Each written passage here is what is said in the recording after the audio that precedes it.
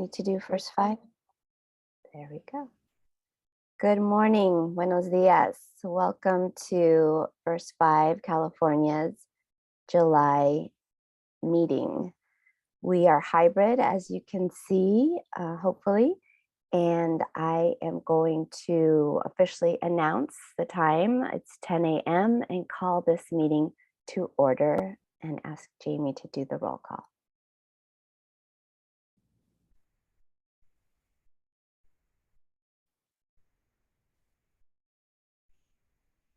Or I could do the roll call. Why don't we do that? Myra Alvarez. Present.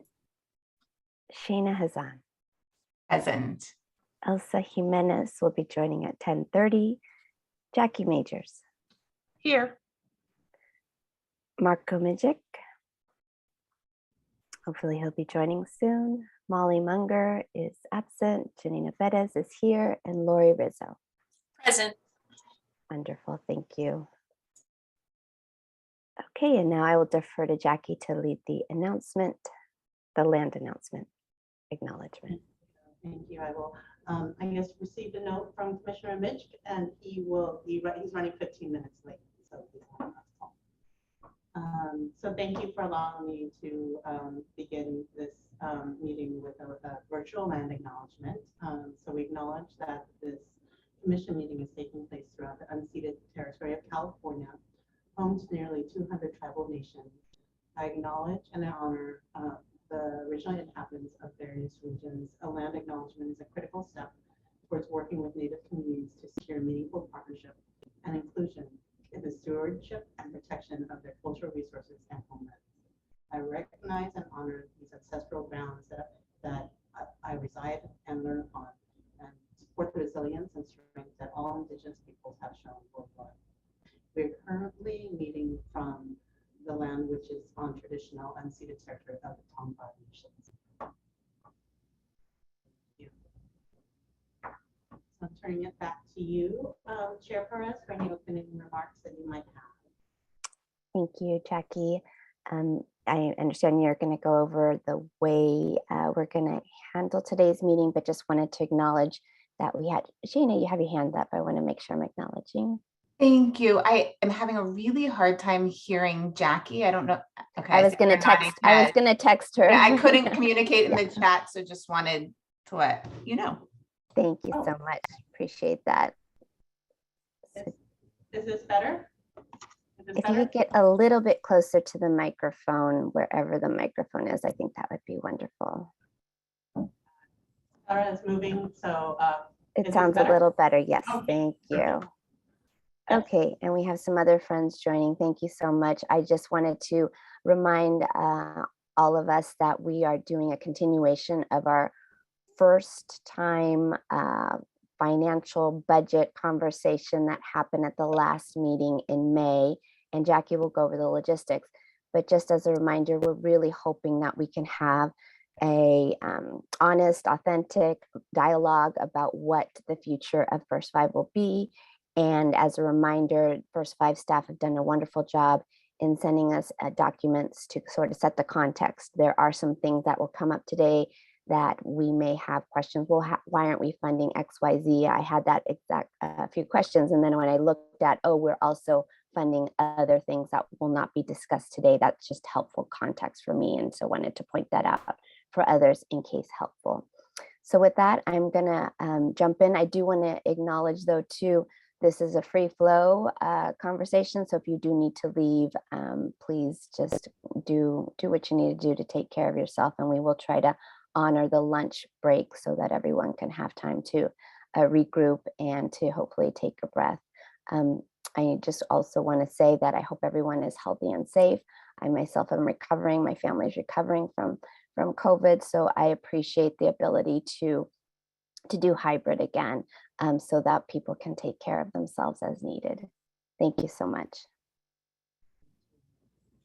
So I'm going to go over just the hybrid meeting overview. So good morning. Thank you for being with us today. So we will conduct today's meeting, including the facilitation of discussion among commissioners and public comment for those joining virtually and in person. First off, if anyone is having technical difficulties, please send an email to info@ccfc.ca.gov. That's info@ccfc.ca.gov. We have staff standing by who will immediately assist you. Commissioners, upon each agenda item and during the budget planning discussion, you will be able to provide feedback and ask questions. Chair Perez will field requests to speak from commissioners. We're asking that people use maybe their raised hand functions or physical hand functions to be able to acknowledge and identify when commissioners want to speak. Voting will be conducted in the same manner as previous meetings. Jamie Hastings will help moderate today's meeting and will call for each commissioner's vote. For the general public, the public will be muted during the meeting. If you are attending virtually and wish to comment, use the raise hand function or the chat function if that's not available. If you are here today in person, and so far we don't have anybody, and wish to comment, please notify me or Sarah Baches. Jamie can call on the public in the order in which they are signed up in the virtual queue, and then Sarah and I will call on the people in the room. In closing, again, if anyone is having technical difficulties, including using the raise hand function, please send an email to info@ccfc.ca.gov. We have several staff monitoring that account, so you should receive assistance right away. So unless there are any technical questions, I'll turn it back over to Chair Perez to review the conflict of interest. Thanks, Jackie. So at this point, I will ask if anyone has any agenda item that presents or potentially may present a conflict of interest to you. Obtaining this information in advance will ensure that I can announce your non-participation in any aspect of that item in compliance with applicable laws. So at this time, does any commissioner want to state a conflict of interest with any of the items?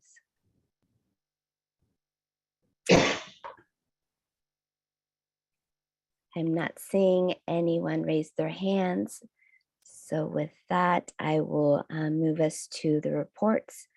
As hopefully folks, and I do have to admit, I have not had a chance to do this, and I'm going to get in the habit of doing it, to read the executive director and personnel reports beforehand. So I want to acknowledge that and hold myself gently accountable to make sure I know where it is and so I can read it. But wanted to ask for Jackie to help us discuss if there's first, apologize if there's any questions or comments, public comments on the reports. I'm referring to the executive director and personnel reports. Commissioners, are there any comments?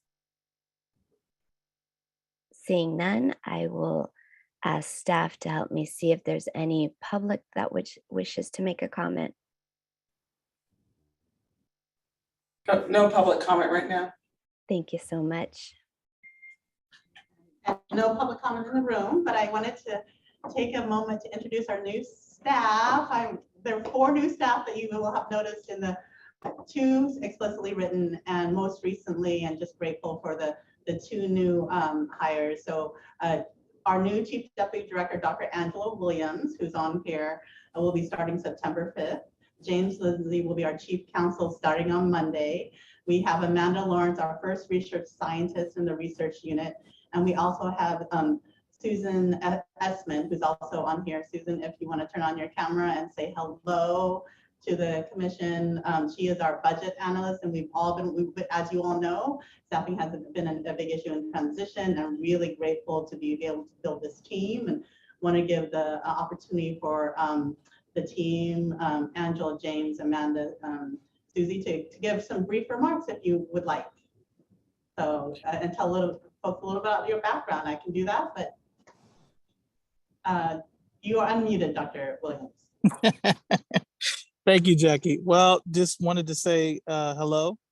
Really looking forward to coming over at the end of this legislative session. Currently, I serve as Chief of Staff to Assemblymember Mike Gibson, the Democratic Caucus Chair. I also have a 20-month-old, Jonathan, and almost every day I'm thinking about the same thing that First Five parents are thinking about, and everybody who works for this organization. So the kind of synergy and synchronicity that it took to come on over is astounding. And I just want to thank Jackie and her staff and the commission for all their hard work, just looking to come in and add some extra hands to the work that you're already doing. Looking forward to meeting you all in person as well. Thank you, Dr. Williams. James? Hello, everybody. I'm James Lindsay, and I'm fortunately, the new chief counsel here, starting on Monday. I am very much looking forward to participating in the very important work that this commission does, and feel very privileged at being able to move over. Currently, I am the senior litigation counsel at the State Teachers Retirement System, and I have had a lengthy career in private practice prior to joining CalSTRS in 2018.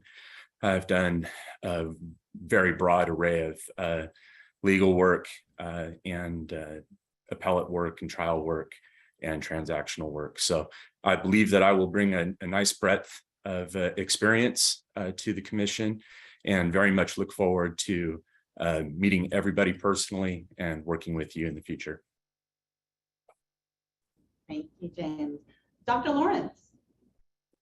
Hi, good morning. Thanks so much. I have been here now for almost 2 months. I came over from the Mental Health Services Oversight and Accountability Commission. Hi, Myra, where I worked on, led, or supported initiatives such as improving resources and templates for county reports and supporting on the Prevention Early Intervention Project.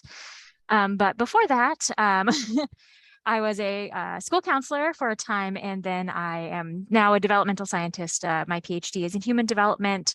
My specific research interest is in early childhood, in school readiness, and my very niche research specialty is young children's use of screen media. But I'm generally interested in promoting health, development, wellness, mental health for children and families of all backgrounds across California, especially those who are historically marginalized, underrepresented, and so forth. And I'm just really excited to be here and getting into all of this information. And I'm also going to be leading our dashboarding effort here. So that's really exciting too. We've been waiting for you. So we had a really great meeting. Was it just yesterday or 2 days ago with the research team, and I said, go data mine. Let's go figure this out, because this has been ever since day one that I got here, that how do we build these dashboards and transparency. So it was really exciting. We nerded out a little bit. And so that was fun. It's not always everybody's cup of tea data, but really, it was really fun to have the team just kind of be just go great, go, let's try to figure out and create transparency with what we do. Last but not least is Susan Essman. I have been told that she's having audio and video issues, but you see Sussman, that's who that's who that is. She is our new budget analyst. Susan, we have audio for you now? All good, all good. It's all good. So we are grateful to have her. She's had decades experience with large, massive budgets, primarily in K-12. And as you know from our main meeting, is that we are trying to get to a space of annualized budgeting and kind of getting a rhythm with how we budget and plan. And Susan is we're so excited to have her as part of the team. Actually, I'm excited to have all of them as part of the team and to begin to kind of hit the ground running with kind of the implementation of what we do here at First 5 California in service to the vision of the commission and the North Star. So this is these are our new hires. So, wonderful. Welcome to all of you. I personally wanted to say I'm so excited to have folks from the legislature, folks from sister agencies. I think this goes back to the theme of how does First 5 truly align with the work of the legislature, the administration, and other agencies. So I think this is a wonderful added flavor that you all will bring in addition to your expertise and your lives, your lives that you're living with children or supporting children in many ways in your lives. So thank you with that. Are there any other commissioners who want to say anything? Gina? Yeah, just a quick one. In terms of positions that are still open. So first, welcome to the wonderful new staff that just introduced themselves. Just looking at what has been shared, looks like many of the key positions have been filled. Is that right? There are about 2 or 3 still open. 2 or 3 are still open. So we wanted to finalize the chief deputy director position. As you know, we need to hire fill the vacancy that David Dodds left. And so now that we have, a team in place, chief deputy director in place, we want to move forward with that process. And we also, for SADA, are hiring a staff person for her as well, filling back from the still empty AGPA position that's been open for quite some time. And then we're still for Debbie Silverman, we still need to hire again, we've tried several different types of positions in the state, just without success. So we're trying to post again for essentially somebody to oversee the health and human services portfolios that she's building out. So we're hoping that this classification will help us find the right candidates because our last posting yielded 0 applicants under health program specialists, so, for full transparency. Thank you. And then I will have a full team. Terrific. Excellent. So happy to answer any other questions about process there. Any other commissioners? I do have a question, Jackie, based on what you just said about, we all know that it's really difficult in this economy to hire up, but just wondering back to the point of working with our sister agencies, is there any possibility of just seeing about how sharing staff, or in the meantime, having some way to really dive into that work, which I already know that you all are doing, but just have a way to other than sharing staff, are there other ways to just create those connections, since we know Health and Human Services have really doubled down on the issues that I know that we're also very interested in, or even the Mental Health Commission. I know we just took someone from there, so maybe not necessarily taking people, but just sharing. They're sharing. I think that is kind of what we've been trying to noodle with in terms of, again, it's been such a difficult position to fill, and open to hearing, and working with actually Commissioner Mitch about like what that could and should look like. We've done interagency agreements in the past on kind of smaller projects, if you will, on our data, our registry and a number of other things. So I think that is something to be considered and explored. I think we've had some initial conversations with philanthropy about the possibility of maybe creating fellowships of sorts that could help us meet our needs too. And again, this is in the early brainstorming phase. I'm looking forward to fully staffing up to being able to fully commit to that original 30, 90, 100-day plan that I had introduced to so many of you. So which involves that public-private partnership of like, how do we get that expertise inside our organization?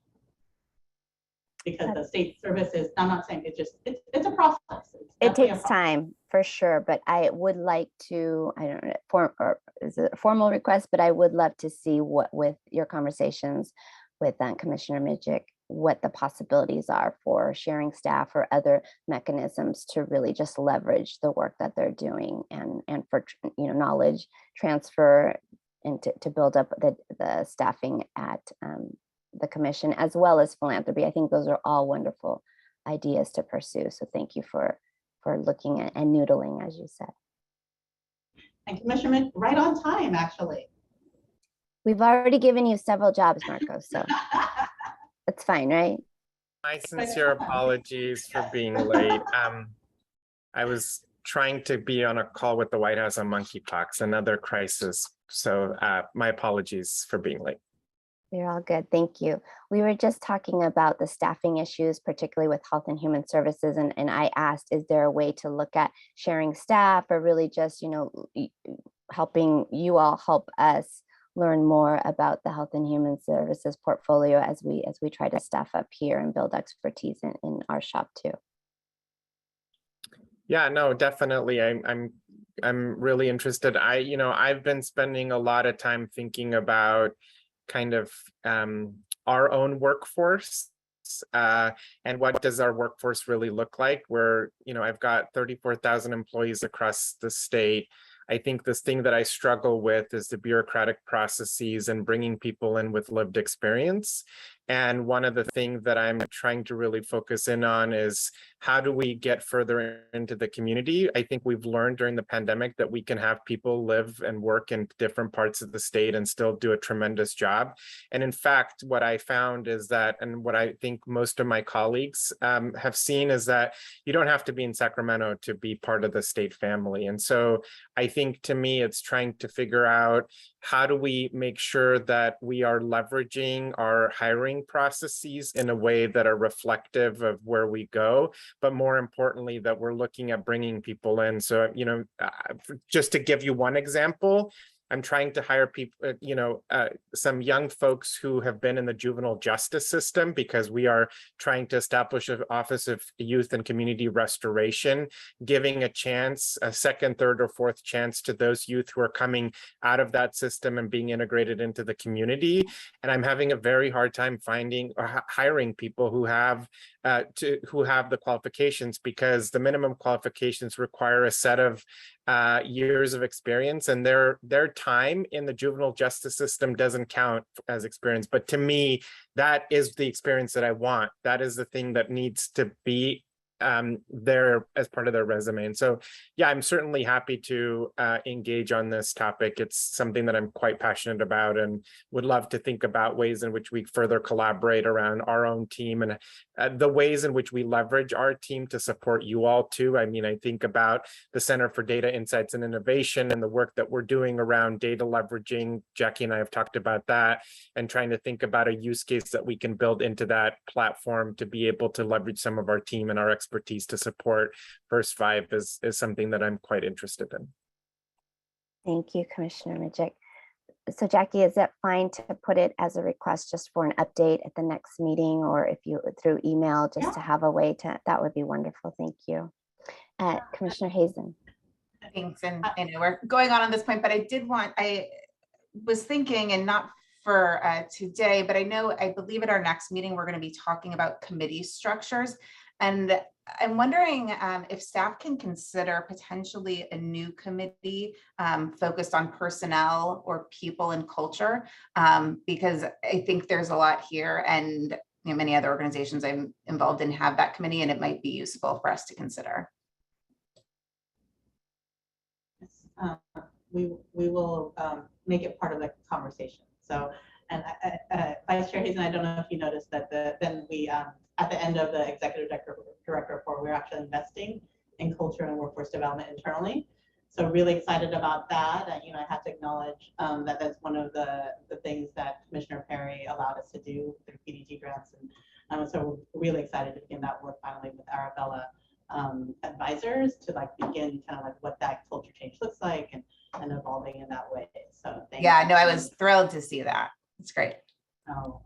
And then we've also started the workforce development, staff-driven workforce development work group to actually also kind of lift up their voice to hear what their needs are in a regular and consistent manner. So I know that today is a very robust discussion, so unless you want me to go through the details of what's been in the ED report, I'll just hit what I think are kind of the highlights of the ED report. Is that for the impact, we have begun our work with school readiness consultants through QCC and doing our equity work there that I think we're all really excited about. We, in collaboration with CDE and CDSS, we committed to doing this work in surveying the field on how to improve our engagement with families from various backgrounds.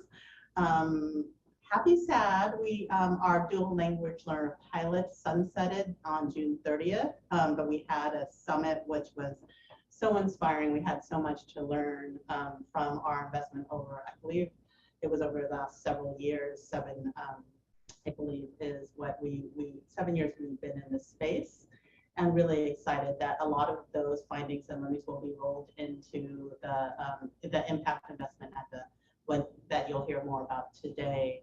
Just a lot of love for multilingual learners, and just a lot of opportunities there as well. I know that we've been having some conversations about, okay, if what could this look like? How do we build the infrastructure between agencies? And that also will require just deeper conversations with our sister agencies and possibly philanthropy.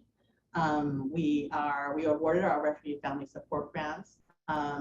It took longer than we expected. As we know, we had originally said it was urgent, and we know that it's now starting in September in discussion with the counties, because they thought that was the most successful way to implement, is to have a September start date. We also produced some policy reports produced by James Bell and Associates and Johns Hopkins University, recommendations that I believe that we shared with the commission. And like I said, last but not least, we are also really super excited about the workforce development work internal, because again, I think that we are the people that there are humans in this machine that help us fulfill the mission and the goals of the North Star. And it's important to me as a leader to invest in them and be part of this process. So super excited about that. And there's also a legislative update about where our bills that we took positions on last year at the very end. So that's really quick, and I don't know if it's clean, but it's actually quick. A quick overview of the ED report and what's in there. You will actually get a more in-depth budget update as part of our process later today. So. Thank you, Jackie. Any commissioners? Any commissioners' comments? Seeing none, public comment?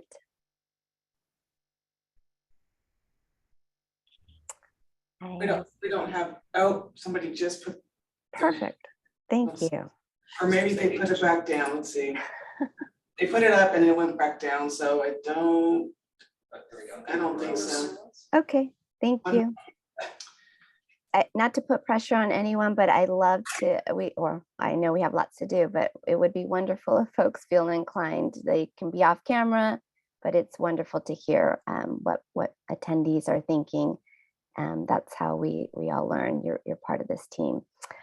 With that, I'm going to turn it over to Kitty, but first just want to say how much I really want to be able to, and I know Jackie's already doing this, and just the culture of synergy, as much as we're leveraging and working more and more with our sister agencies in the legislature, really want to double down and lift up all the best practices and the work that the locals are doing. So welcome, Kitty, your thoughts on how do we do this work even more collaboratively. So with that, please.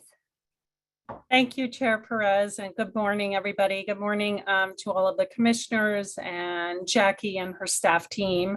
Thank you for that nice comment. Well, we have some examples I wanted to just highlight of our collective work together with Jackie and her team. I thought I'd just touch on 5 things. I know you have a packed agenda. The first is, I know you were talking about staffing, and we still have our search committee actively recruiting for the executive director of the state association. I hope the next time you see me, I'm going to have an even bigger grin on my face, and that person will be hired. So we are actively working on that and hope to have that in place soon. The next few items, as I just said, are really illustrations of our co-creation and work together with Jackie and her team on how do we really improve systems that touch our children and families and keep that alignment around whole child, whole family. So in June, on June 30th, we had our first kitchen cabinet meeting with Jackie and a few members of her staff team and some key members of the network to talk about just some key issues that we're all working on, home visiting, some of the budget priorities I know you're going to be talking about today. We did have a robust discussion around impact. I know you'll probably hear some conversations from my colleagues later when you get to that agenda item, but this funding and this investment has really allowed critical conversations to happen locally throughout the state around quality and what that means, particularly among parents and providers and family child care providers. I will also just say in our local county of San Mateo, We have a young woman who is a family childcare provider that has begun her own network of family childcare providers. That has not happened. And so that's just one very small example. You may hear of other things later this afternoon. So I would urge the commission to continue that funding for as long as you can. The other thing I'll highlight, the small population county funding augmentation, that work group continues. We have a meeting on August 10th to just continue quality improvement on all aspects of that program. We also had on July 13th a systems change work group with Jackie and her team with the help of a consultant to really look at what do we all mean by systems change, and with the goal of really building and shaping a collective vision of what that looks like, and how we can evaluate it, measure it, and scale it locally and throughout the state. So we'll be continuing that work and sharing perspectives and approaches that are happening throughout the network. And let's see, I think that was it. But I'm happy to answer any questions or comment on anything that you might like to hear more about. Thank you, Kitty. Really appreciate that. I would love to learn a little bit more, and I'm just making the request now, knowing that we do have a full agenda, just about the work on impact and how you're unpacking the conversations about what is equity, what is quality, how access, in my opinion, access to quality is an equity issue. And then looking at how you measure, how do you look at competence, the competencies of the workforce, rewarding for experience and lived experiences, and as well as child outcomes. What are the outcomes that we think publicly funded programs and providers should help lift up families and children? So I would love to learn more about, because you all are doing this, and just learn, because as you know, the state level is looking at conversations around increased rates. Right. And the quality conversation, though, I still feel is still like folks are still wondering about exactly how we do it. And my first inclination is let's learn from the local first fives, because they are doing it. So I would love at some point to dive deeper and learn more from you and your other local partners on that effort. Well, thank you for that invitation. And as I said, Chair Perez, you may hear some more this afternoon during that public comment. And, I think that quality work and particularly around equity, it's not done. We have just started those conversations, but as you've just said, they're critical to have so that there is truly an equitable approach to what quality means for every child and every family. So we look forward to sharing more about that. Great, thank you. And I hope it goes beyond this conversation too. Yes. I know public comment, I would love to hear that, but I sort of want to dive deeper, as I said, and invite other commissioners who have expertise and interest in this to join me. I want to acknowledge that Commissioner Jimenez is here as well. Thank you so much for joining us. I appreciate it. I know you have a lot going on as well. Are there any additional comments or questions for Kitty?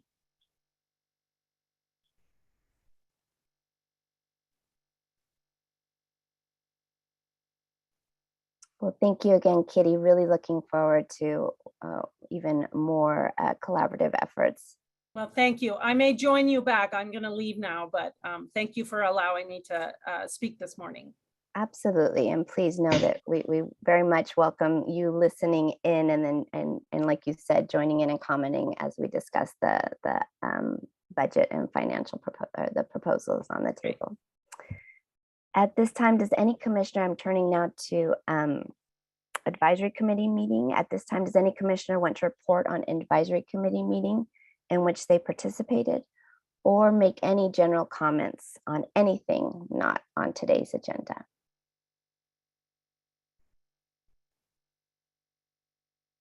Seeing none,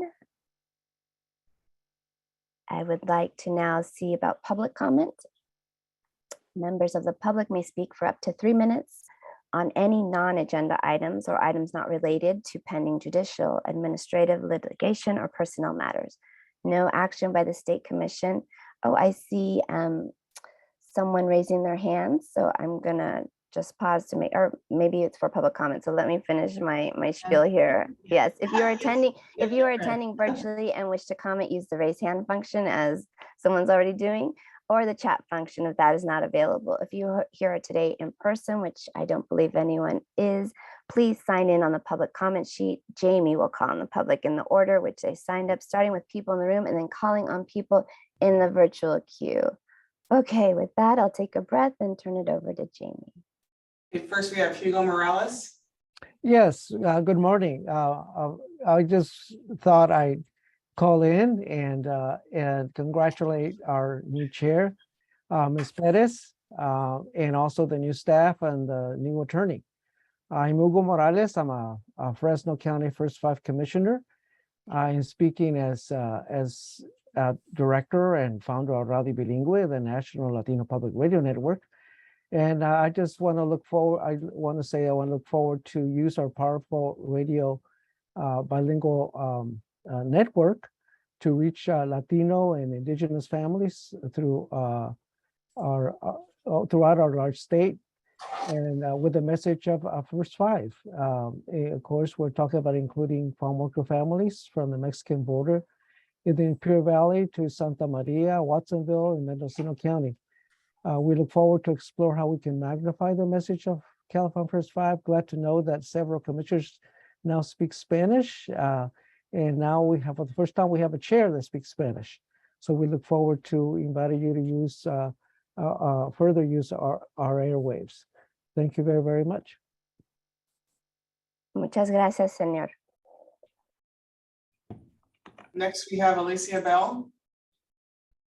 Hi, good afternoon, everyone. Good morning. Thank you for the opportunity. My name is Alicia Bell. I'm president of Unite LA, and I am also a parent of a little one in their first 5 years.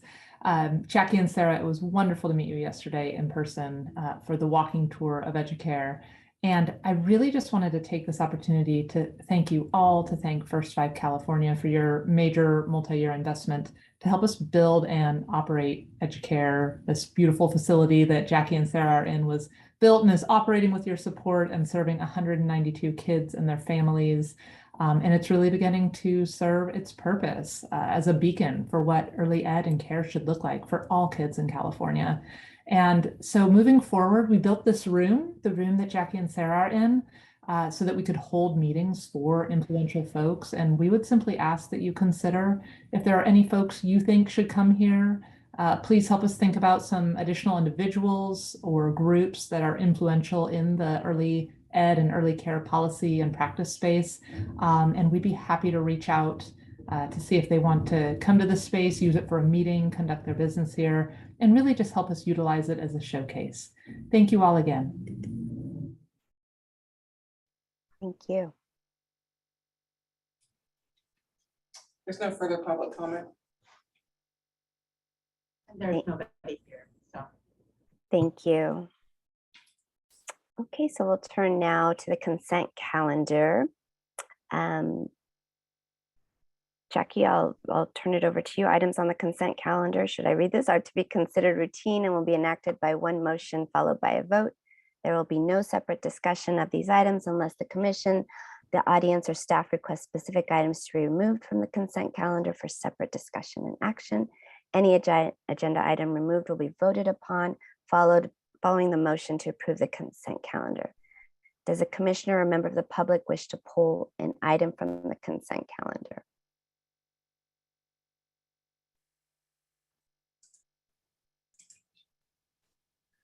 Okay, seeing none, I can call for the motion. Is there a motion to approve the consent calendar? So moved. So moved by Commissioner Alvarez. Is there a second? I second. Seconded by Commissioner Hazan. Thank you. So the consent calendar was moved by Commissioner Alvarez, seconded by Commissioner Hazan. Let's call the vote, please, Jamie. Myra Alvarez, Yes. Trina Hazen, Yes. Elsa Jimenez, Hi. Jackie Majors, Yes. Gianina Perez, Yes. Lori Riso. Yes. Thank you. So the consent calendar was just approved. Now we'll turn to information items. First 5 California staff will present information items and no action will be taken upon by the commission.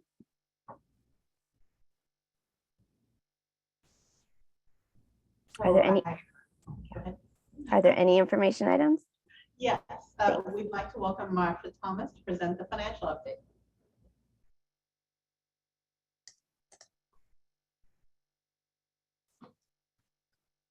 Good morning. Good morning. Hello, everybody. It's a pleasure to be with you all this morning. I have a brief financial update to share with everyone. Just a few days ago, we received the Proposition 10 revenue from the California Department of Tax and Fee Administration. Currently, we show that CDTFA collected $313 million for Proposition 10 revenue for 21-22.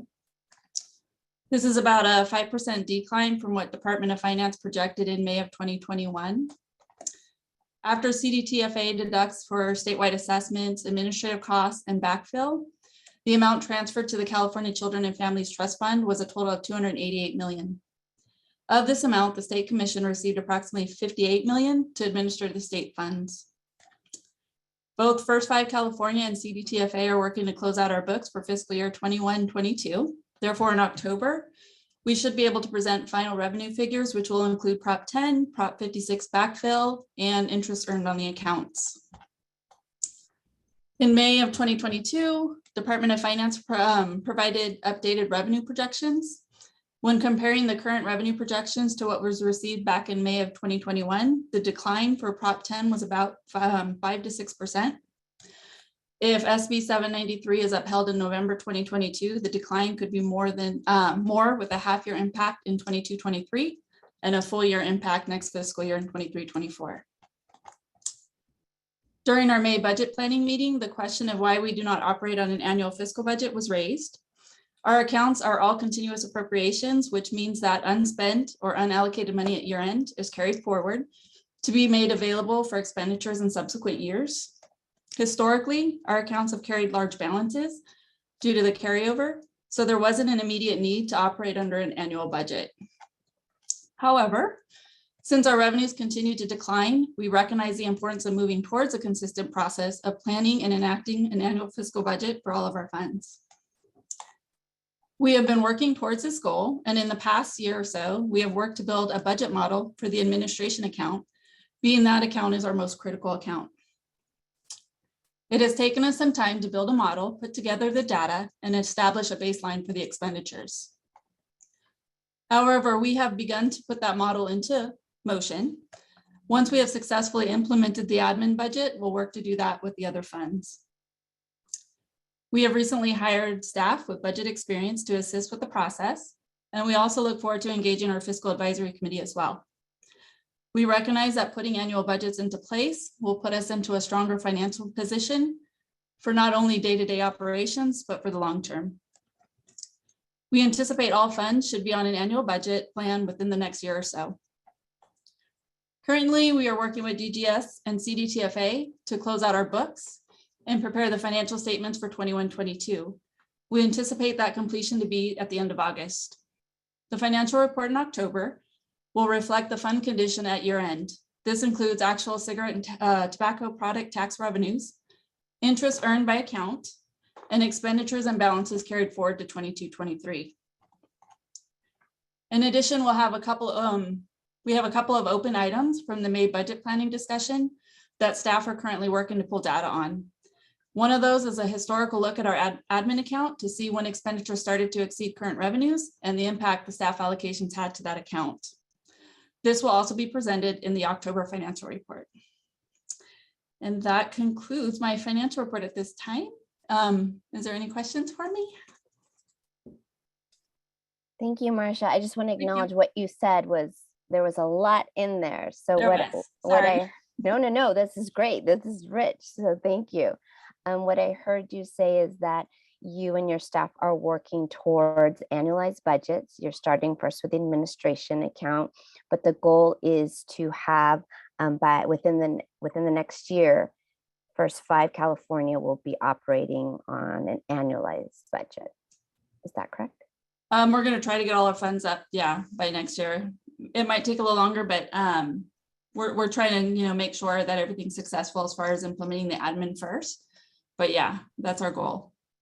That's wonderful. I just want to acknowledge that thank you so much, because I know it's not an easy lift. So we appreciate how responsive you have been and how quick, well, it might not seem quick to you, but the response that you've shown us. I very much appreciate it.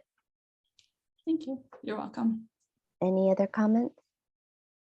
I just want to acknowledge Marsha actually has been undergoing this kind of by herself without a budget staffer in and out for the entire year. So really, this has been a yeoman's effort, and just really proud of the work that the team and the fiscal team has been doing. Marsha and all of her many hats. So we're just grateful that we're moving along this road so that we can get to a system that is more consistent and understandable. I think that we're hoping a year, but I think it's a year to 2 years, depending on how we can get on a number of things. So, but we're probably closer. Marsha's nodding her head. Okay, Marsha, if you want to commit to a year, we can commit to a year. But I want to give us that breathing room and the possibility, but it may be a little bit longer. Thank you. Thank you again, Marsha. Really appreciate the report out. Thank you.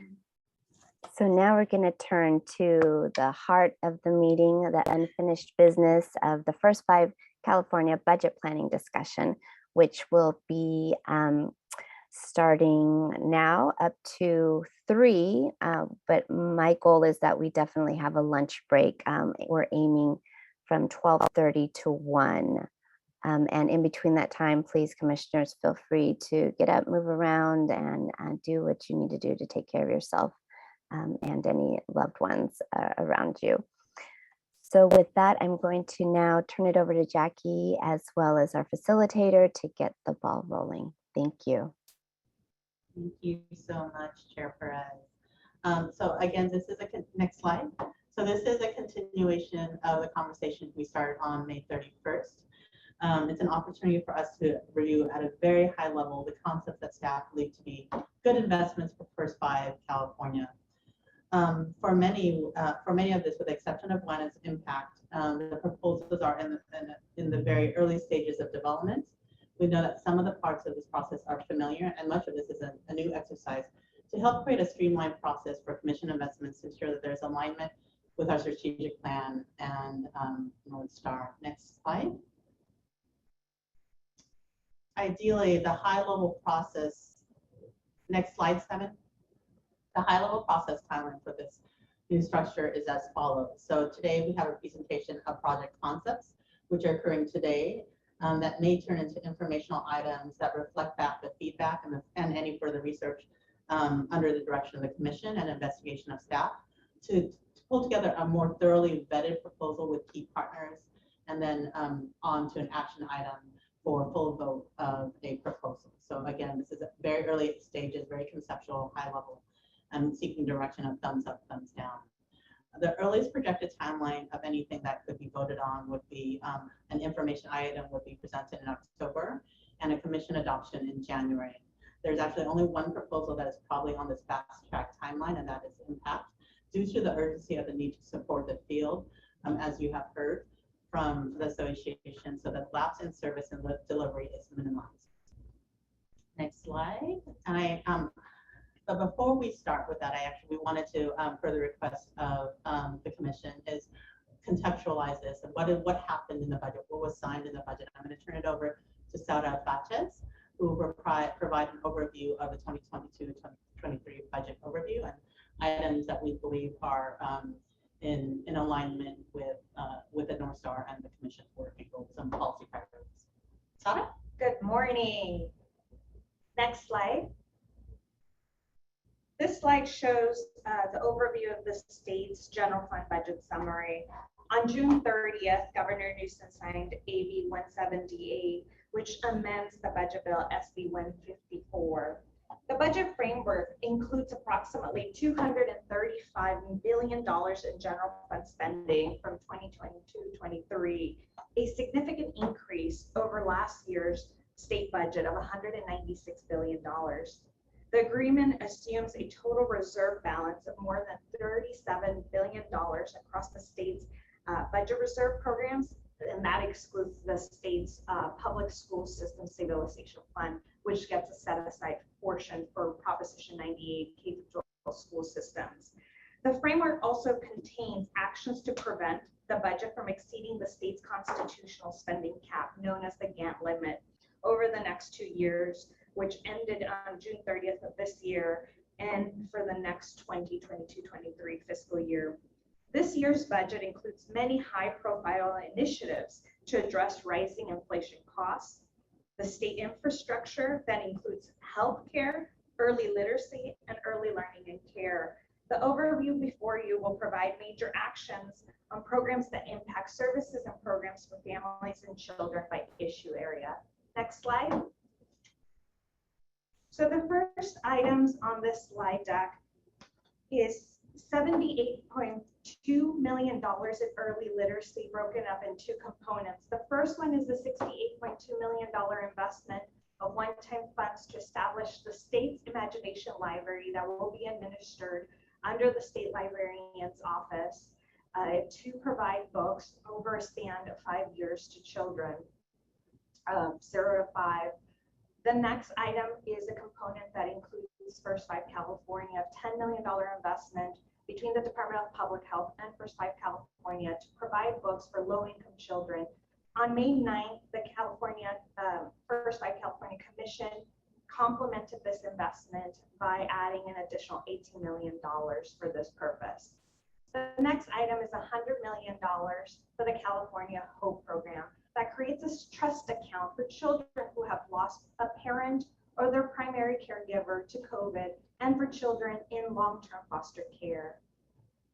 The next item is continuing on the investment of the state's $4.4 billion in child, youth, behavioral mental health services of $290 million. We just wanted to highlight a few of those components. This $290 million investment does go a long way in really focusing on serving parents and children. The three programs we wanted to highlight is grants to support well-being and mindfulness programs, as well as parent support education programs, a grant to support children and youth at increased risk of suicide and youth suicide crisis response pilot program, and it establishes a center for researching, evaluating, and applying innovative new technologies to improve youth mental health. The last item on this slide is the $200 million investment for reproductive health. It expands access to reproductive health services, healthcare services, improves clinical infrastructure, and expands the workforce in this area. The next slide. This item is all pertaining to early learning and child care. The first item before you is a $300 million investment to continue the pre-kindergarten planning and implementation grants. It provides one-time general fund support for additional pre-kindergarten planning and implementation grants. $100 million for child care providers' health and retirement benefits to support the health and retirement access for providers represented by the Child Care Providers Union. $100.5 million for child care infrastructure using federal funds to expand, acquire, construct, and develop and renovate child care facilities. $114 million of child care hold harmless support, recognizing the impact that child care providers have experienced due to the pandemic, as well as $236.2 million to extend for 1 year the waivers on family fees through next year, June 30th of 2023. All of these initiatives were supported by First 5 California and our colleagues and coalition partners. So it's very exciting to see this large investment in this particular area. Next slide. Now turning to tax credits and resources for families. $17 million is allocated for foster youth tax credit, which would provide up to $1,000 per person in a foster youth placement. $69 million to young child tax credit, which expands the definition of qualified taxpayers that would be included in qualifying for this, this credit. And then the largest investment in recognition of rising costs in inflation, food, gas, is a $9.5 billion investment labeled the Better for Families Tax Refund, which will provide payments ranging between $200 and $1,050 based on income for families that will be distributed beginning October of this year. And the last slide, next slide. We did want to highlight missed opportunities in the state budget, recognizing that there was a lot in terms of how do we support the whole family and whole child. These were big items that we were advocating. However, although they made it into the legislative budget package, we're not part of this final state budget plan. The first one is a child care stabilization funding support of $1.3 billion, which would have increased child care reimbursement rates to the 85th percentile of the regional market rate. The next one is a continuation of last year's investment provided by the state and supported through the First Five California as well as our local commissions. It was a request for $30 million to continue to provide diapers and wipe distribution for low-income families with young children.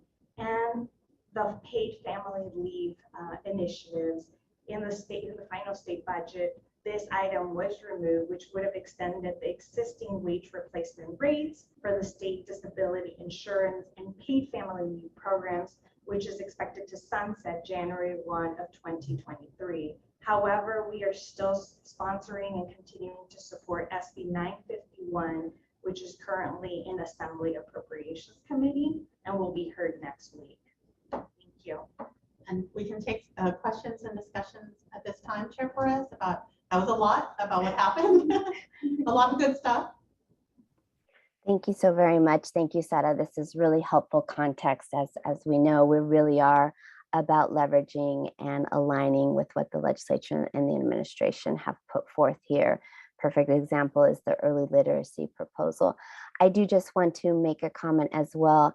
As we know, the administration and the legislature have supported the expansion of universal transitional kindergarten, and that was also funded. There's also expanded opportunities for extended learning time as well as summer learning time for 4-year-olds in the TK to 12 system. So I think it's important that we put that as part of our context. And then just with regards to the missed opportunities, as we know, the administration will soon be working with their labor partners, Child Care Providers United, to talk about issues related to this. So I think there is a question of timing. I think there is definitely going to be space to talk about those conversations, but I think it's just the sequencing with which the administration and the union also need to have those conversations. I see other commissioners have comments. Commissioner Jimenez. Thank you. Quick question for staff. Is there any insight as to why administration didn't support the 1.3 billion child care stabilization? I know that Chair Perez talked a little bit about it, but I'm just trying to figure out if there's any insight and what more we as an association or as a state commission can do in the coming year to kind of elevate that. We know that, you know, workforce development, paying market rates to the providers is so critical to assure sustainability of these centers. Building upon Commissioner Chair Perez's comments, what we were indicated and what we were informed is because there have been negotiations and there is an agreement with CCPU that will not reopen until next year, that the administration didn't feel comfortable in having an outside discussion outside of the collective bargaining process that they're engaging with. However, I think for us as a commission is how do we educate folks that CCTU does not currently represent every childcare provider. And that goes back to our mixed delivery early education initiatives and systems of building it as an entire continuum and making sure that we see it as a larger entity that feeds into our 0 to 5 framework and then leading into our TK and kindergarten infrastructure that's currently being built out on the K-12 side. So I think there's just a lot of educating to do from our end in lifting up those voices and also recognizing how this does affect the whole family, whole child, if we are to improve our workforce development at the statewide level. Thank you. Thank you, Commissioner Majors. Thank you. And thank you for all of this information. It was really helpful. I knew some of this, but it was nice to sort of hear it packaged this way. At risk of repeating anything that has just been said, I also just want to elevate the fact that providers are struggling right now. They're not struggling next year, they're struggling right now.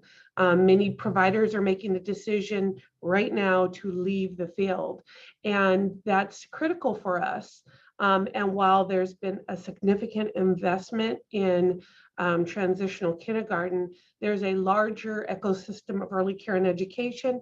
And when you look at where most of California's children under 5 are cared for, it's a serious missed opportunity when we are not really elevating and pushing.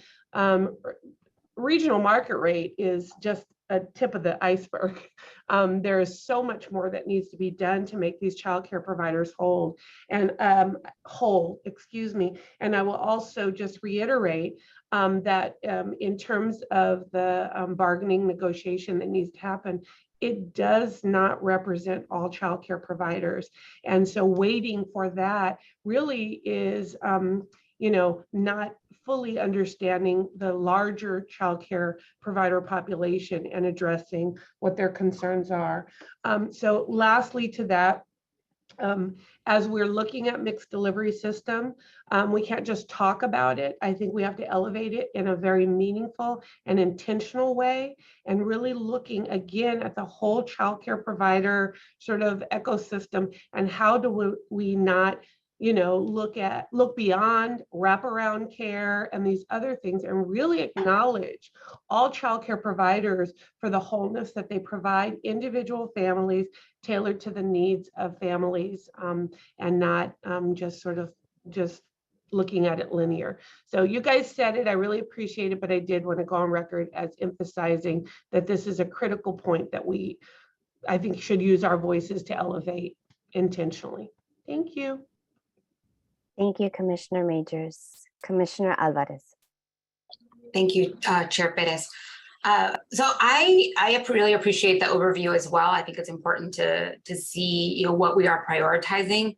I would also just encourage us to keep our North Star in mind and the fact that child health is one of those important pillars.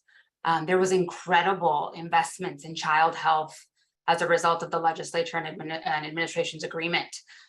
Namely this available expansion of continuous coverage in Medi-Cal, specifically for children 0 to 5. And I want to elevate that for my fellow commissioners to know that that is dismantling baked-in racism in our public programs that requires families to jump through multiple hoops to keep their kids enrolled in a program like Medi-Cal. During the public health emergency, everyone enrolled in Medi-Cal didn't have to do that for these last 2 years. They didn't have to, send in their paperwork and show their income levels. That was huge, particularly for low-income families. And to offer this for all low-income families with kids 0 to 5 is telling them that you should focus on getting those services, those first 5 years of life. So I just really want to elevate that for our commission. And in particular, we're very excited, but the devil's in the details. And the implementation is going to require continued advocacy to have first 5 at the table is just, again, a continuation of our commitment to that North Star. But they did so many other things in the health space too. The expansion of Medi-Cal to all income eligible, regardless of documentation status. That's huge given the demographics of our kids, right? And so wanted to call that one out. And they also zeroed out premiums in Medi-Cal for children, pregnant individuals, and people with disabilities. So that, you know, depending on your income level, you're going to have no premium if you're in Medi-Cal. That's huge, again, given the income situation. So wanted to piggyback off of what my fellow commissioners are saying and what we need to call attention to and then continue to work on as a missed opportunity. So thanks. Thank you, Commissioner Alvarez. Are there any other commissioners who wish to comment? I will just also thank Myra for lifting those up and just maybe flag for us that we really need to be mindful looking at the child health side. It seems like we want to make sure that we're shining a light. And there was a lot in the budget as Sarah did a great job in lifting up these nuggets, but I think we want to just double check that on the health side. So thank you for helping us elevate that issue, Myra.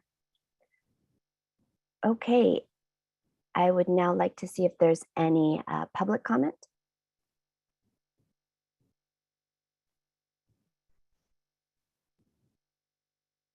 We have Francine Rudd. I know, I'm like, Francine. Hi, so great to see you, Chair Perez, and all of the commissioners. So exciting to have you all in the room together to be able to support the changes that we know we need to have for our children and families. And I just wanted to also add my excitement about the budget. And I hate to frame it as missed opportunities, but more something that we should be focused on as we're moving forward. Another item that I would ask the commission to really strongly consider is to really help to support a way to carve out some funding for early childhood mental health. We know that there was a large support from the administration for $4.9 billion. However, it doesn't seem or feel yet as if there's a focus on the early childhood space with regard to that funding. And so I would really urge the commission to work with the association to really kind of move forward a strong emphasis on the need to really make sure we're focusing on those early years. I saw you all nodding. You all know how important that is. And we just need to make sure to lift that up as well in this next legislative season and as we move forward. The other piece I really am hopeful that we'll be able to make some emphasis on. I hear a lot about race and equity and looking forward to trying to make sure we are really changing the way and the mental models of how we're looking at things. And with the funding that's going to the Dolly Parton Imagination Library in terms of the California version of it, I'm really hopeful that we'll be able to get some books in there that are really show the culture and the breadth and the love and the support and the strengths that our diversity of our Californians have. And we'd love to be able to work with you on that through the DLL program. We found some amazing books that really touch the hearts of our providers and of our families. And we'd love to be able to share those with you as well. And I'll talk a little bit more about that on the impact side when we get there, since that's going to be rolled in together with impact. But thank you again for this opportunity. Really looking forward to the types of change that I know you all are so committed to making. Thank you, Francine. And just another example of why the local work is so important for us to learn more about. So thank you for sharing in particular about the books, because that is an important issue. And mental health, behavioral health, I think I'll speak for myself, that it is an area that I am also very much interested in. And I think it will be a robust discussion, and welcome your thoughts and the rest of the audience's thoughts as we get going. Are there any other public comments? I don't have anybody else right now. Thank you. Okay, turning it back to Jackie. And I'm turning it on. So on process, this next session is we're kind of hope we will be presenting a series of proposals, and Aaron Price from GPG is here to help facilitate us. And so he is here today, and Aaron will provide you just an overview of the process. Great, thanks, Jackie. Hi, everybody. Glad to be with you all today. And as Jackie mentioned, going to be helping to facilitate the process and discussion for this next piece of the agenda. It's really focused in on 7 future investments for consideration. And as Jackie mentioned earlier today, they are largely, I think with one exception, at this concept stage. And that flow from the slide earlier of the 3 different stages flowing from concept to fuller proposal as an informational item, and then ultimately to an action item for a vote. The purpose of today's session in relation to each of those is to have staff share what the current thinking is, why this is something that is being explored as a concept, linking back to what we just heard about some of the state direction and investments, making connections to what other state agency partners and other partners are doing and how this fits with that. So you'll hear some of that, understanding that these are at the concept stage and there's more work to be done should you all provide guidance to build these out into more full proposals that can be detailed. So we're going to go through for each of those future investments for consideration a little cycle of presentation, clarifying questions from commissioners, and I think continuing to use that hand raise button would be appreciated, and responses to those clarifying questions. While this is an informational item, we are going to include in this process an informal poll of using a thumbs up. I love this is a good direction. Let's move into a more detailed proposal stage. A flat palm. I have some questions. I have some small concerns maybe, but I'm okay with moving it forward into this next level of detail, or a thumbs down saying, I've got some major concerns here. I don't know that we should quite move in this direction as we look toward October. So we'll go through that cycle for each of the 7 items. Before we get into that, I'm going to pass it back over momentarily here to Jackie to share kind of a bird's eye view of these 7. So how are they fitting together in relation to First Out California priorities like the North Star, and to some of what we're hearing from other state agencies. So Jackie, I'll pass it back to you for that overview before we get into this rotation of individual presentations. Great, thank you. Next slide, 7.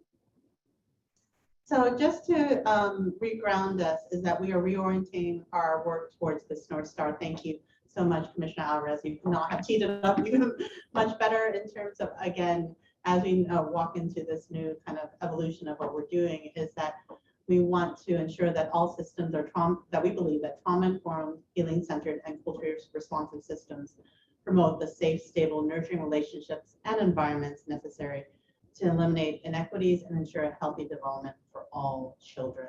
Next slide, please.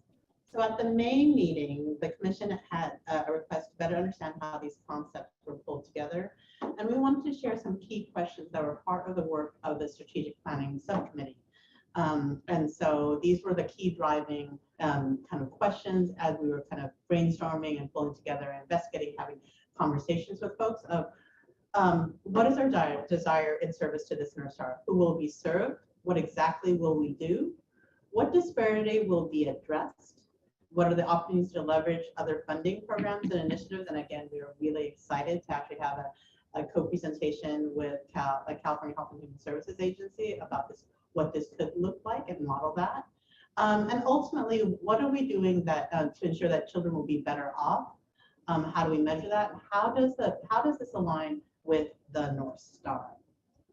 So with that said, that is I also want to note that some of this is, again, super high level and are still in the conceptual phase and range in different levels of details depending on the issue area. As we know, we have to grow our muscle in that health and human services space, right? So we're not necessarily, as Chair Perez said at the top of the meeting, is re-reviewing the historical and statutory required investments that we provided as an attachment, but they're for reference about what we are doing right now, what we have historically invested in. That they are there for you to review and see, what have been priorities in the past.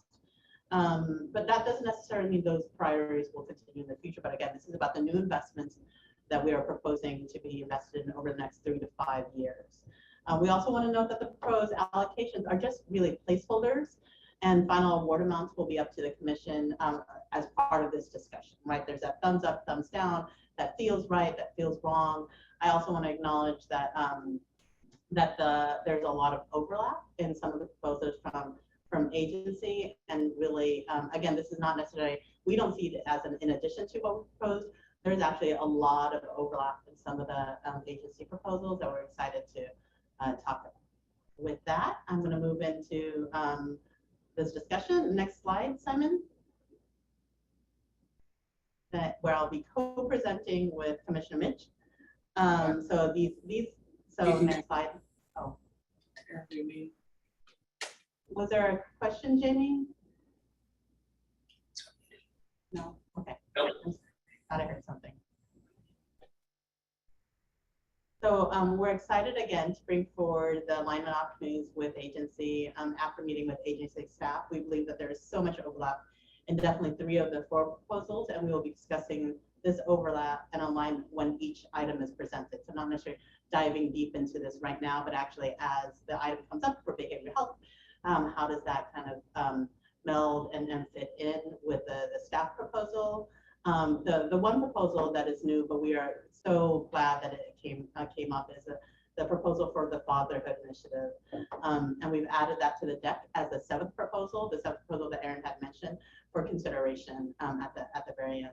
So at this time, I want to turn it over to Commissioner Mitch to share an overview of the proposals. So I'm turning it over to you. He's back. Thanks, Jackie. And I'm really excited to have this conversation. And I hope that this is a conversation that we can have collectively. These are just a set of ideas that we've started putting on paper, and this resulted kind of as part of the last commission meeting where we talked about further integration between HHS and First Five, to Chair Perez's kind of pushing us to really think about how we connect the dots and leverage each other in a much more strategic way. So I spent some time both with my team really digging deep into where do we build on the building blocks of things that we have currently, and then how do we harmonize some of the work moving forward. And the idea here is that we leverage both the First Five investments, but then also look at kind of what additional gaps can we fill as part of future budget processes on the state side too, to be able to harness our collective energy. And so there were 4 buckets of things, and we'll work on kind of providing additional information on each of these of things that we felt were important for us to consider in terms of the harmonization of our work moving forward. And so I'll just spend a few minutes, if it's okay with folks, walking through kind of those different buckets. And then certainly later on, as we continue going through the budget conversation, we can delve into some thoughts or ideas that folks might have. But again, just kind of a conceptual framework. So the first really is around behavioral health, and children and youth is something that we're really focused on. I think, to be frank with you, the gap, and you all other stakeholders have raised this for us, the gap really is the 0 to 5. And so really thinking about investments that we can make collectively as kind of this next phase around the 0 to 5 population. So we have $4.4 billion for the broader Children and Youth Behavioral Health Initiative. The Budget Act also appropriated $290 million that is designed to be kind of shovel-ready projects that are designed to meet the need immediately, because the Children and Youth Behavioral Health Initiative is something that is a little bit more long-term. And so really thinking here around how do we kind of create some investments that build off of the Children and Youth Behavioral Health Initiative that are designed to really focus on both the design and implementation of broader system changes for the 0 to 5 population. And for us, I think the opportunity here is one where we can design a system that gives parents and caregivers both the information to recognize early signs of mental health challenges, but what's more important is not only just to give them information, figure out ways in which we connect them into the resources and services and supports in order for them to negate those challenges from becoming acute or rise to the level of crisis over time.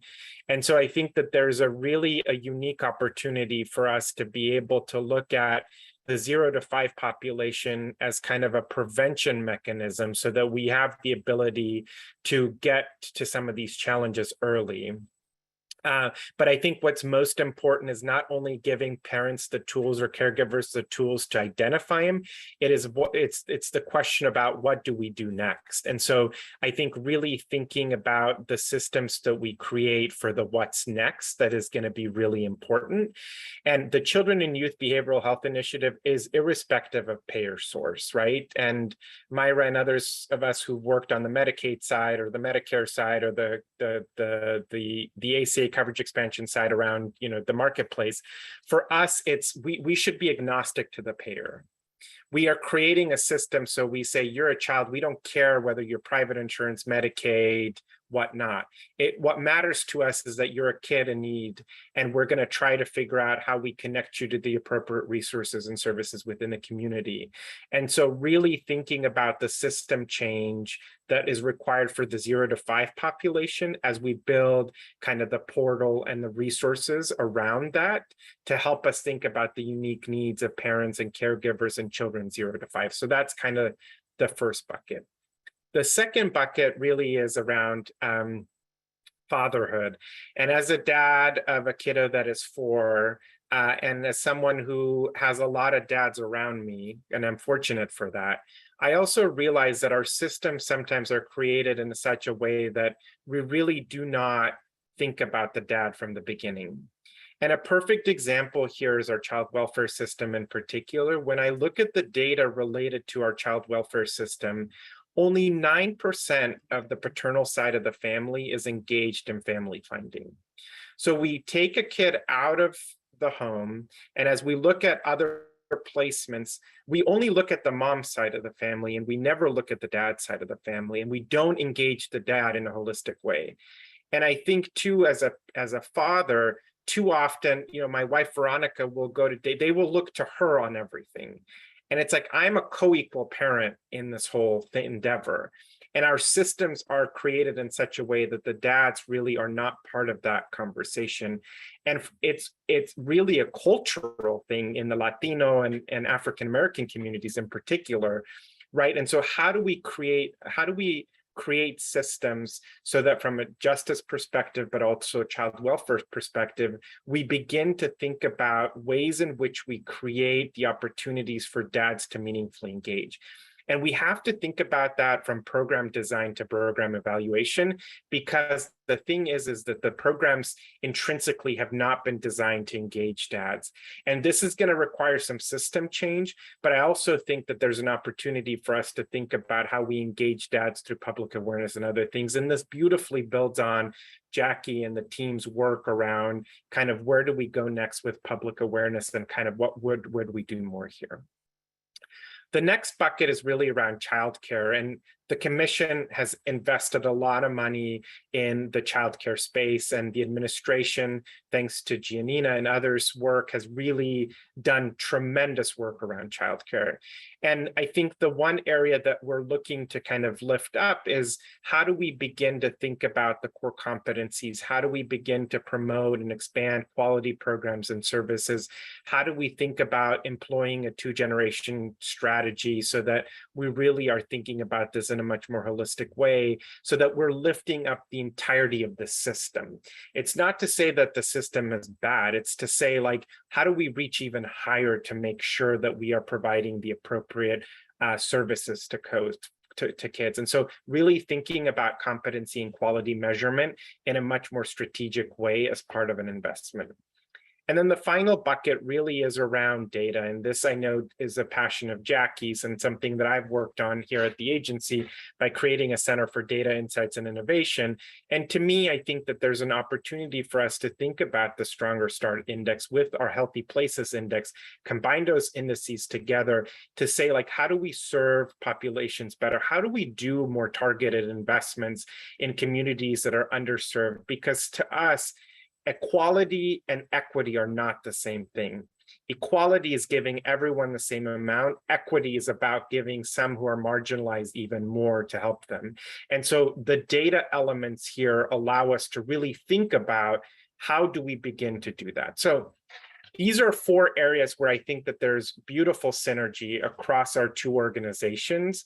And I am hopeful that with the commission's blessing, we can begin to delve into some concrete proposals that have particular outcomes of things we want to achieve with investments, because I don't want to just come and say, let's get $50 million to do random things. It's about how do we get $50 million and say we're going to serve X number of kids and do X number of work. And so I think working with Jackie and her team to get at the minutia around the deliverables we want to get to so we can hold ourselves accountable is going to be really important.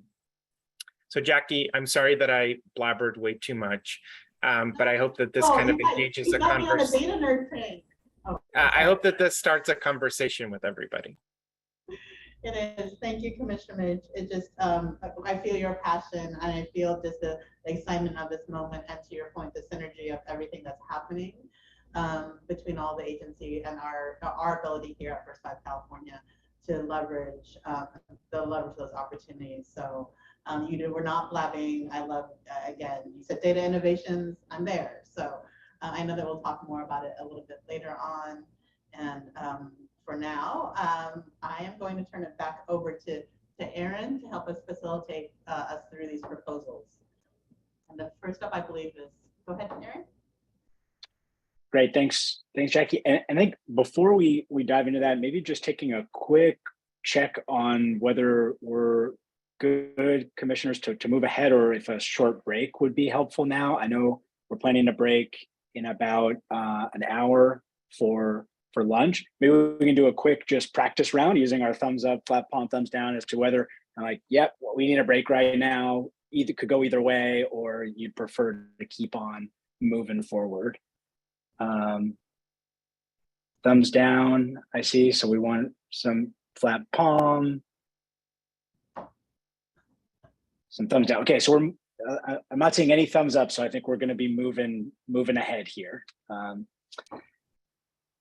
Great. So just a quick recap again, the cycle that we're going to be going through for each of these proposals: presentation from staff, clarifying questions from commissioners. If you've got questions or comments you want to share, raise your hand and we'll go through and have some responses from the staff that are presenting. And then we're going to do that informal poll for all except for impact. The focus of that is whether you support moving this concept forward into more of a full proposal to be brought back to the commission in October. So with that, let's go ahead and get into the first presentation here. And actually, Jackie, I think it's going, we're ping-ponging back and forth here because I think you are presenting on the first one here. And Debbie is actually, so we changed it up a little bit for sequencing because this made the most sense because there's so much passion around early. So I should have told you that, Eric. But Debbie Silverman is here to present on the early childhood behavioral health, and then also the discussion will overlap. How does that overlap with the $50 million agency kind of design and concept too? So take it away, Debbie. Thank you, Jackie, and good morning, commissioners. Thank you for your time and your dedication. Although there have been significant state budget investments to address youth and child behavioral health, supporting the needs of children birth to 5 requires additional and focused attention. Behavioral health risk factors present differently in our youngest children than they do in teens or young adults, so children very young children need different supports than older children and teens, and we need them to be embedded within the early childhood system of care.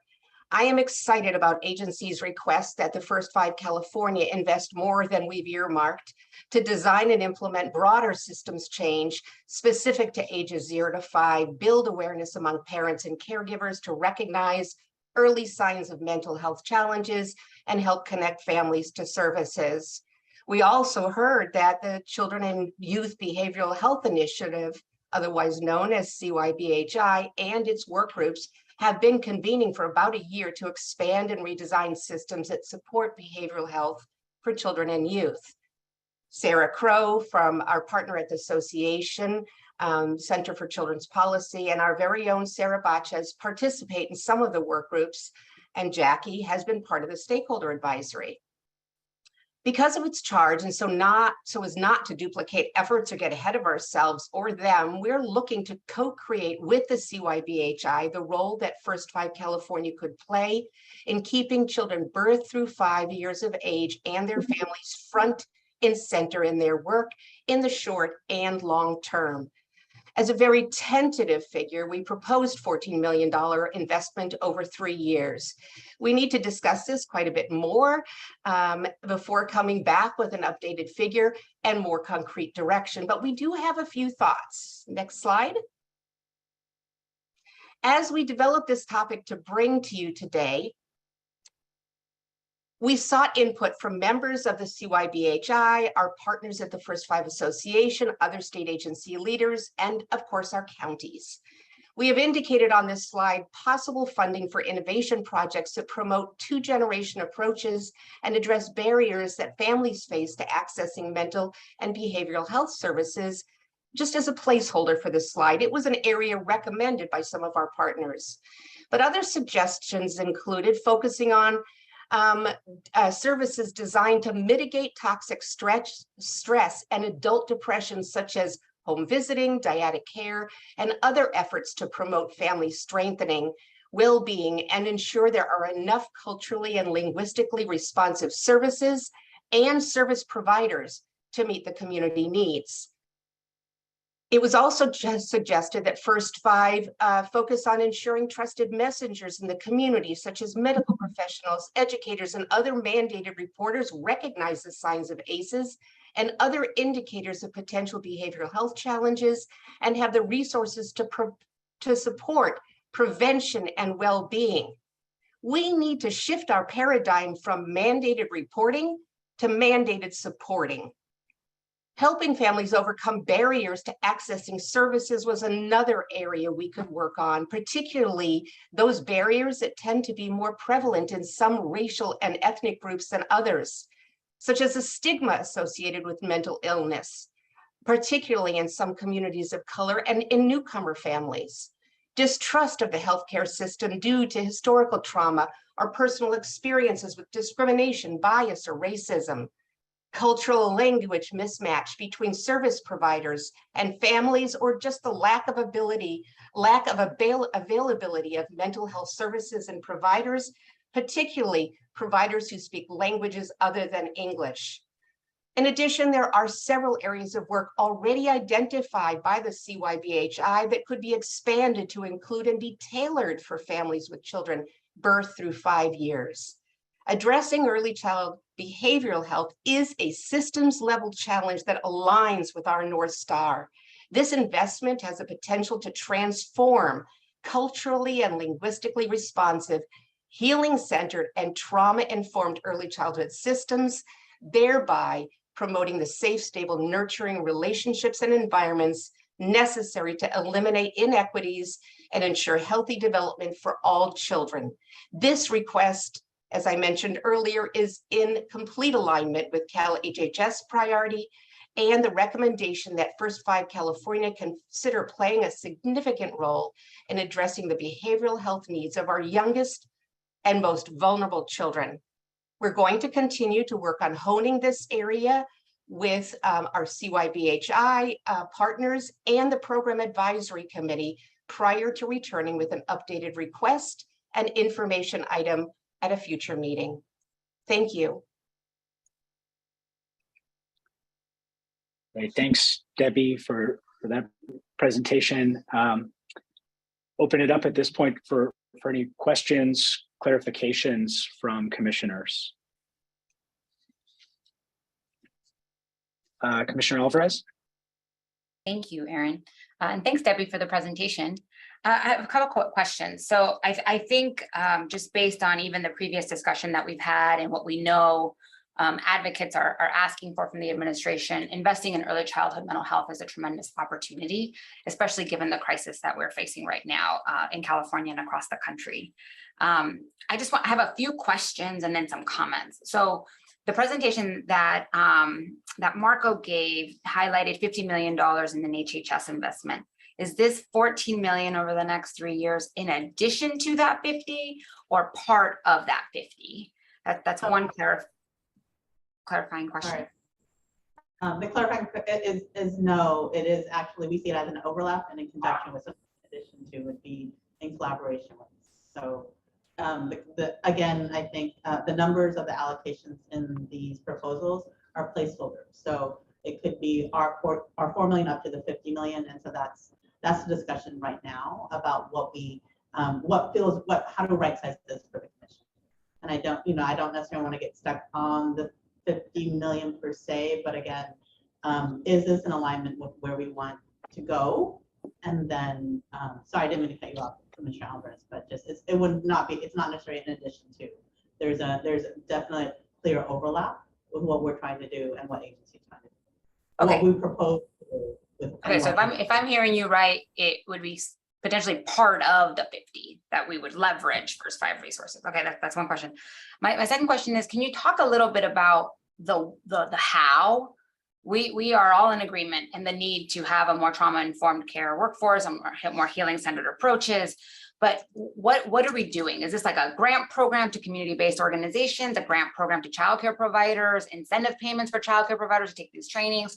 Or is that part of this fleshing out the specifics and thinking through what does that look like? Early childhood mental health consultation. I mean, there's a number of different approaches that we can take, but curious that piece. And then my third piece is, and this might be a question also for Deputy Secretary Midge, is like how or thoughts on the engagement of parents themselves in responding to their concerns around early childhood mental health and opportunities to incorporate community voice and leadership in that planning process.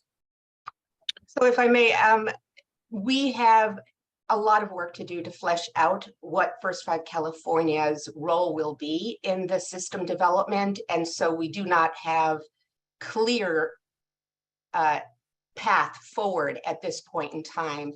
And so all of the ideas that you mentioned are viable and possible, but what we would like to do, and yes, we will engage families. We will do an in-depth and in partnership with the CYBHI, who are already doing a lot of fact-finding and interviews in the community.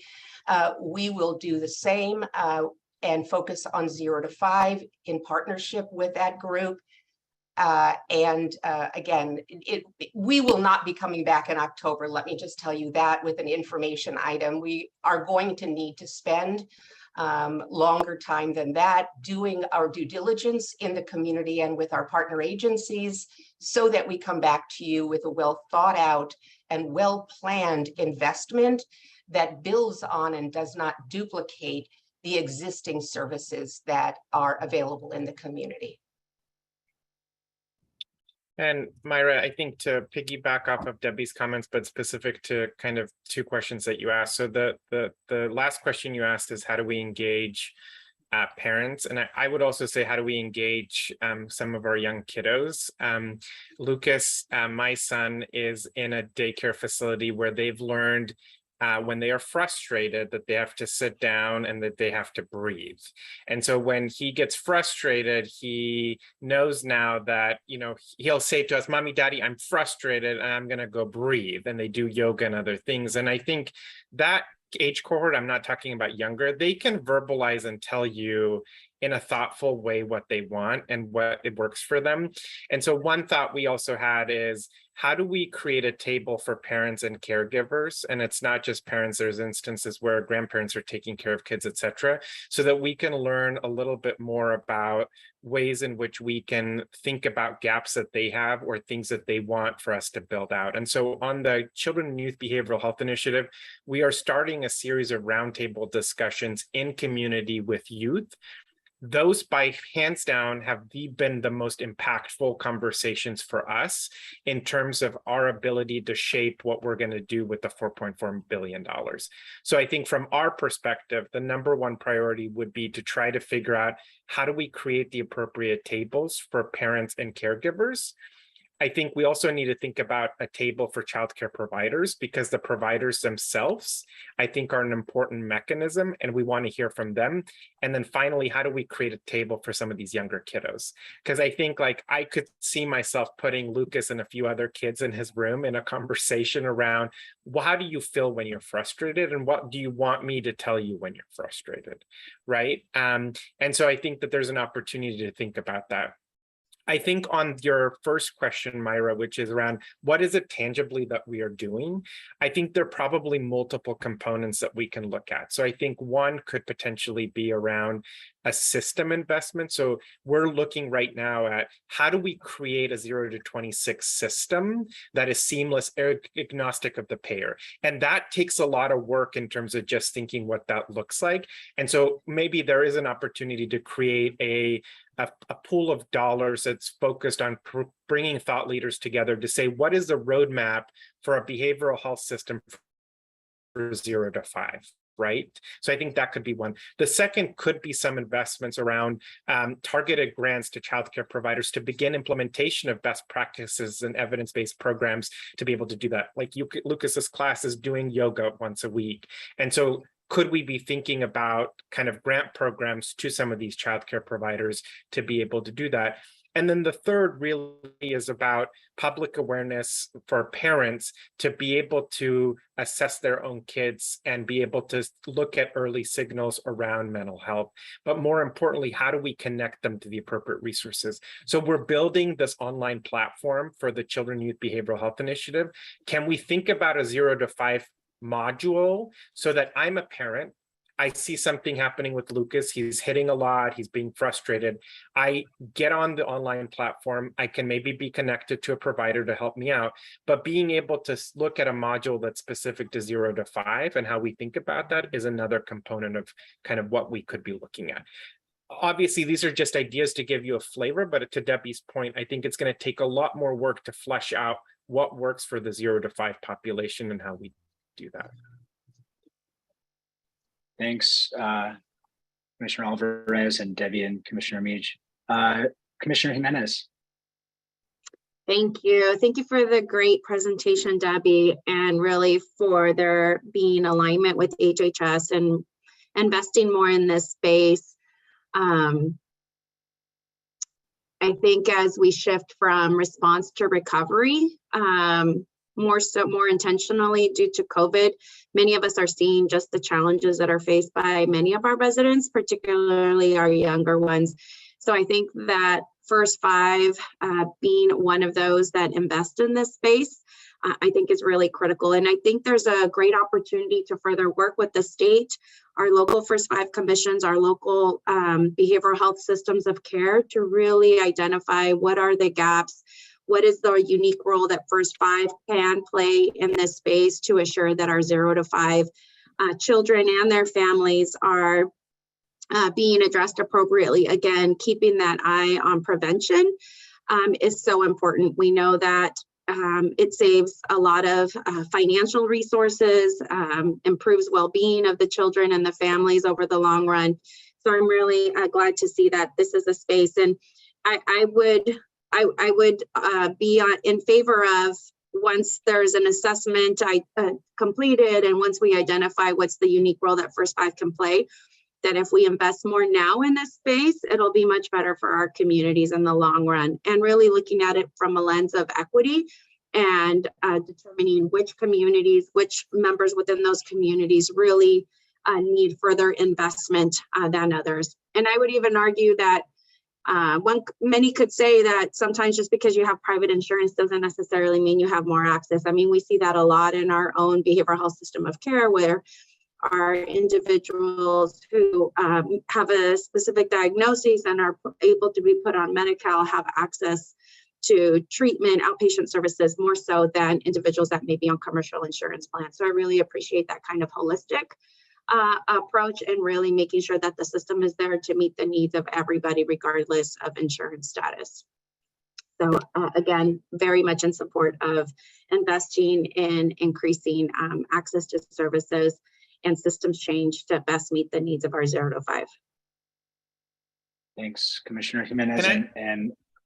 Can I ask a quick question on the, like, I would love to have people's thoughts around the equity component of what more we can do on equity. I mean, I think, yes, but what are, like, it would be helpful to, I think, even for us to think about like recommendations folks have around how we drill into the equity component a little bit more, because to my point earlier, it's not just about equality, it's about the equity is intentional work that is really hard, but you all have much more experience around kind of how to think about this. So I personally would love some ideas around how do we think about the equity component so that it's not just let's do equity, but that it's intentionally really thinking about equity. And I think, you know, Commissioner Jimenez, your comment, I think, strikes that it's like, I'd just love to think about others and you around like, what is it specific to equity that we need to be thinking about in this space? Well, if I can just give you an example, or for further conversation, maybe. Further conversation on that?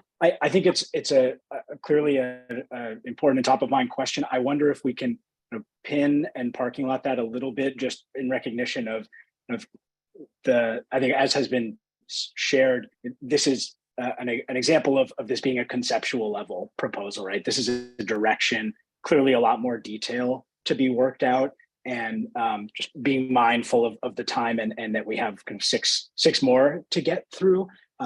Hoping we can stay focused to kind of clarifying questions and then move into kind of our informal poll of like, yes, it's a good direction. We need to get to more of these details, but we're not there yet, and we know that there will be opportunity for further discussion on it. So I see 2 additional hands raised. Chair Perez, go to you. Thank you, Erin. Appreciate your facilitation of this, because as you can tell, many of us are excited about it. So I also am very much interested and supportive of this. I do want to see, though, I appreciate that it takes time to drill into this, but I do know that there are some programs, and our local First Fives are actually doing some of this work as well. So to Marco's point, we also need to learn from on the ground what people are already doing. Versus just at the state level as creating these new efforts. I want to also look at what are immediate shovel-ready projects, because I am concerned about the time gap. As we know, things are happening now. People need help now. And so if there are a sequencing, an immediate ask, a more immediate ask that we can have on the table, and then perhaps one that requires a little bit more digging in, I would appreciate that concept being thought about. I would also like to ensure that the Mental Health Commission, as well as HHS partners and even CDE, those folks that are already doing this work as well, need to also be circled back with. And then just really understanding how the parent education piece that was now funded and home visiting, how those fit into this, because I agree, childcare providers are one part of the ecosystem, but so of course are home visitors and other providers that are touching the lives of families with young children. And so I would want to make sure that we're also looking at that as we think about this proposal. Thank you. Thanks, Chair Perez. And I see a few other hands, and I would suggest we go to Commissioners Hazen, Russo, and then Majors, and then we go to our poll to give thumbs up, flat palm, or down, and move to the next. So Commissioner Hazen. Thank you. And I agree with everything that's been shared, and there seems to be consensus around the importance of this issue. I think one of the things I'm wondering or trying to better understand, particularly as we're considering, and I know it's a placeholder, but a $4 million investment within the context of this larger, $4 billion investment is how are we uniquely positioned to drive impact? What is it that we bring to the table as First Five that others couldn't, because it is not, this giant pot of money, clearly. And so as we look at a smaller investment, I just ask that, we think about what is our unique value add in this space. And then also I was thinking, just as the chair stated, around immediate needs. And I do have a question, because my head goes there too. What can we do? How can we respond to urgent needs, while also recognizing our capacity to respond swiftly to immediate needs may not exist. And so it really is a question, I think, for us, not specific to this issue, but just in general. Are we an organization that can provide emergency response funding? Are we an organization that can get dollars out the door quickly to address current needs? I don't have the answer, but I think it's something that we need to answer before we decide on sort of more immediate funding. Thanks, Commissioner Hazen. Noted that as well alongside the equity question in kind of a running list here. Commissioner Rissa? I'll be quick and succinct. I just want to say it would be advantageous to make sure that there is a parent/caregiver training included on how to respond to behaviors, because more often than not, I see parents waiting until those children are enrolled in preschool for the school's help to address those behaviors. So I think it would be advantageous to make sure that there's a level of parent /caregiver training embedded in this to make sure those response to behaviors is happening from the very, very beginning, and not when they're 3 and they're time to come to preschool and we'll let the preschool handle it. So that's all I wanted to add. Thank you, Commissioner Russo. Commissioner Majors. I'll be quick as well. I love all of these focuses. I think it's a lot, and us being able to sort of scale down to those real impactful things. I know we have to look at low-hanging fruit as well as sort of long-term, more strategic plans. But one of the things that came to my mind, is there an opportunity from the low-hanging fruit perspective to incorporate some sort of mental health sort of coaching, awareness, whatever we want to call it, through our public outreach efforts and through some of these early works that we're starting to design with our media group. Talk, Read, and Sing have been really short sound bites that have had large impact. And when I can think about this idea of, yoga for 3-year-olds, or being mindful of yourself and what you're experiencing, parents hearing that on the radio or in some other form, being able to sort of being immediately aware and sort of engaging with their child quickly, I think are some great quick opportunities. Thank you. Thanks. Both, thank you for raising that, the urgency and immediacy, because I think what we have learned is that we may get money out faster than other agencies, but really not that urgent and not that fast, right? So because we still abide by that. And acknowledge that the PEO campaign is actually addressing that in real time right now, and we're having clips come out, so that's really exciting. So there is that happening. Even as we are considering this concept for investment. So Aaron, I didn't mean to cut you off, but just wanted to acknowledge that, yes, faster than other state agencies, but still not that fast. Yeah, thanks, Jackie, for the addition. So we've heard a lot of support, also a lot of ideas, input to help inform kind of the build out of detail here, who should be involved in that in terms of partners, as well as some ideas around, is there a quicker iteration of this, and also some longer term moves among other ideas. So as I mentioned, I think a lot of support generally, but just to stick to our process here before we get into the next round, I ask you all to kind of give a thumbs up, a flat palm, or a thumbs down in terms of moving forward with detailing this out into a full proposal. All right, let's see. Oh, we got thumbs up. Double thumbs up from people. Yeah, Commissioner Majors here. You raised your hand up. All right. Great. So let's move into the second future investment for consideration then. And Jackie, I believe this one is going to you for UPK Mixed Delivery Research and Evaluation. Take us away. Thank you. Thank you, Erin. We're ping-ponging a little bit, so I appreciate that. So last year, the commission supported an advocacy in support of a mixed delivery TK-UPK system, and we are so excited about the opportunity for children and families to access universal preschool, universal TK. We also know that it's important to better understand and lift up the best and promising implementation practices. We know that mixed delivery universal PK is centered in parent and family choice, while supporting a quality delivery system that ensures that children are being provided the opportunities to thrive. Mixed delivery system administers funds across public schools, licensed centers, and family-based childcare programs, and community-based organizations to ensure that access to high-quality, affordable options for children through age 5 and families are realized. It helps ensure flexibility for working families, prioritize equitable access and affordability, also helps to support high-quality experiences for children, supports diversity in the network by building on the current infrastructure.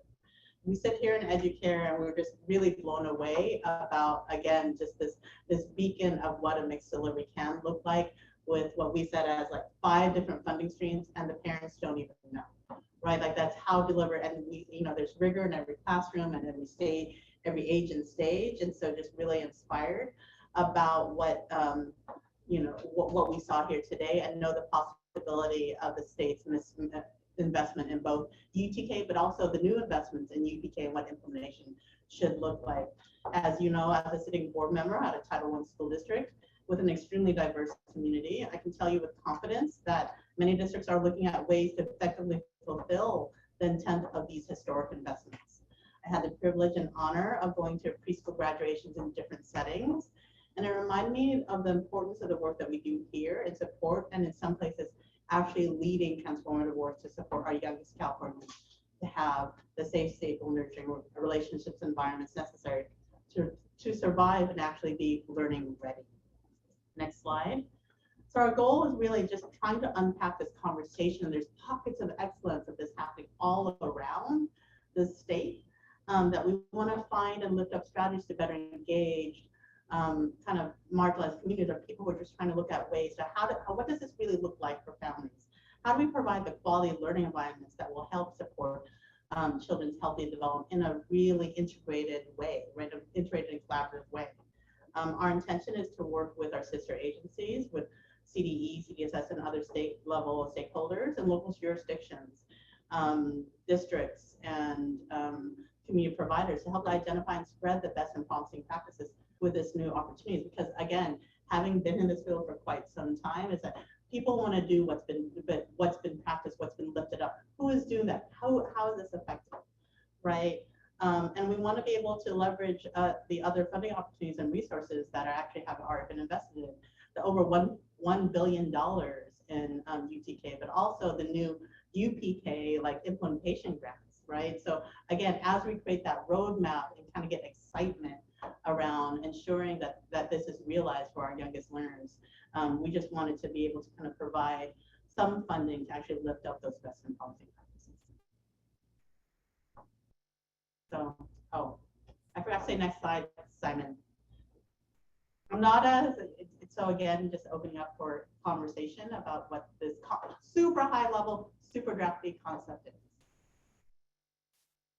is. Thanks, Jackie. Any questions, clarifications from commissioners about the UPK mixed delivery research and evaluation concept?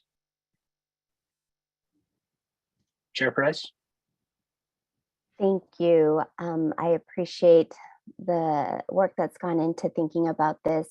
I did have a chance to share with Jackie that as she knows, and as I try to lift up the alignment and leveraging, and you acknowledge this, that you would be working with sister agencies, but I would not be able to support an effort that does not flow through an already established effort that's already happening. What I'm trying to say is there is a UPK research design team that is looking at research efforts, which I know First Five staff have participated on, which is led by the Department of Education. So because there's already work happening and they're looking at research, I don't feel comfortable doing something that actually does not flow through them, does not say, yes, we agree with this, because I want to just make sure we're aligning. So not to say that I couldn't at some point vote for this, but at this point, if it's not going through an already existing effort, I am hesitant to try to do something new. Thank you. Thanks, Chair Perez. And I wonder, Jackie, if you could speak to, I know we have CDE UPK efforts listed in that opportunities to leverage, and if you if there's anything you'd like to share just in relation to what Chair Perez described kind of happening currently, or being part of the plan, or not yet part of the concept here. Yeah, absolutely. As Chair Perez knows, we've been intimately involved in various efforts and planning collaboratives and constellations, if you will, under the CDE UPK effort. So this is not necessary. This is actually being informed by those efforts, and our intention is not to do something that is separate and apart. But again, as we always say, we can put in money sooner than others. So to the degree if our money can help further this conversation, we want to be able to support that, right?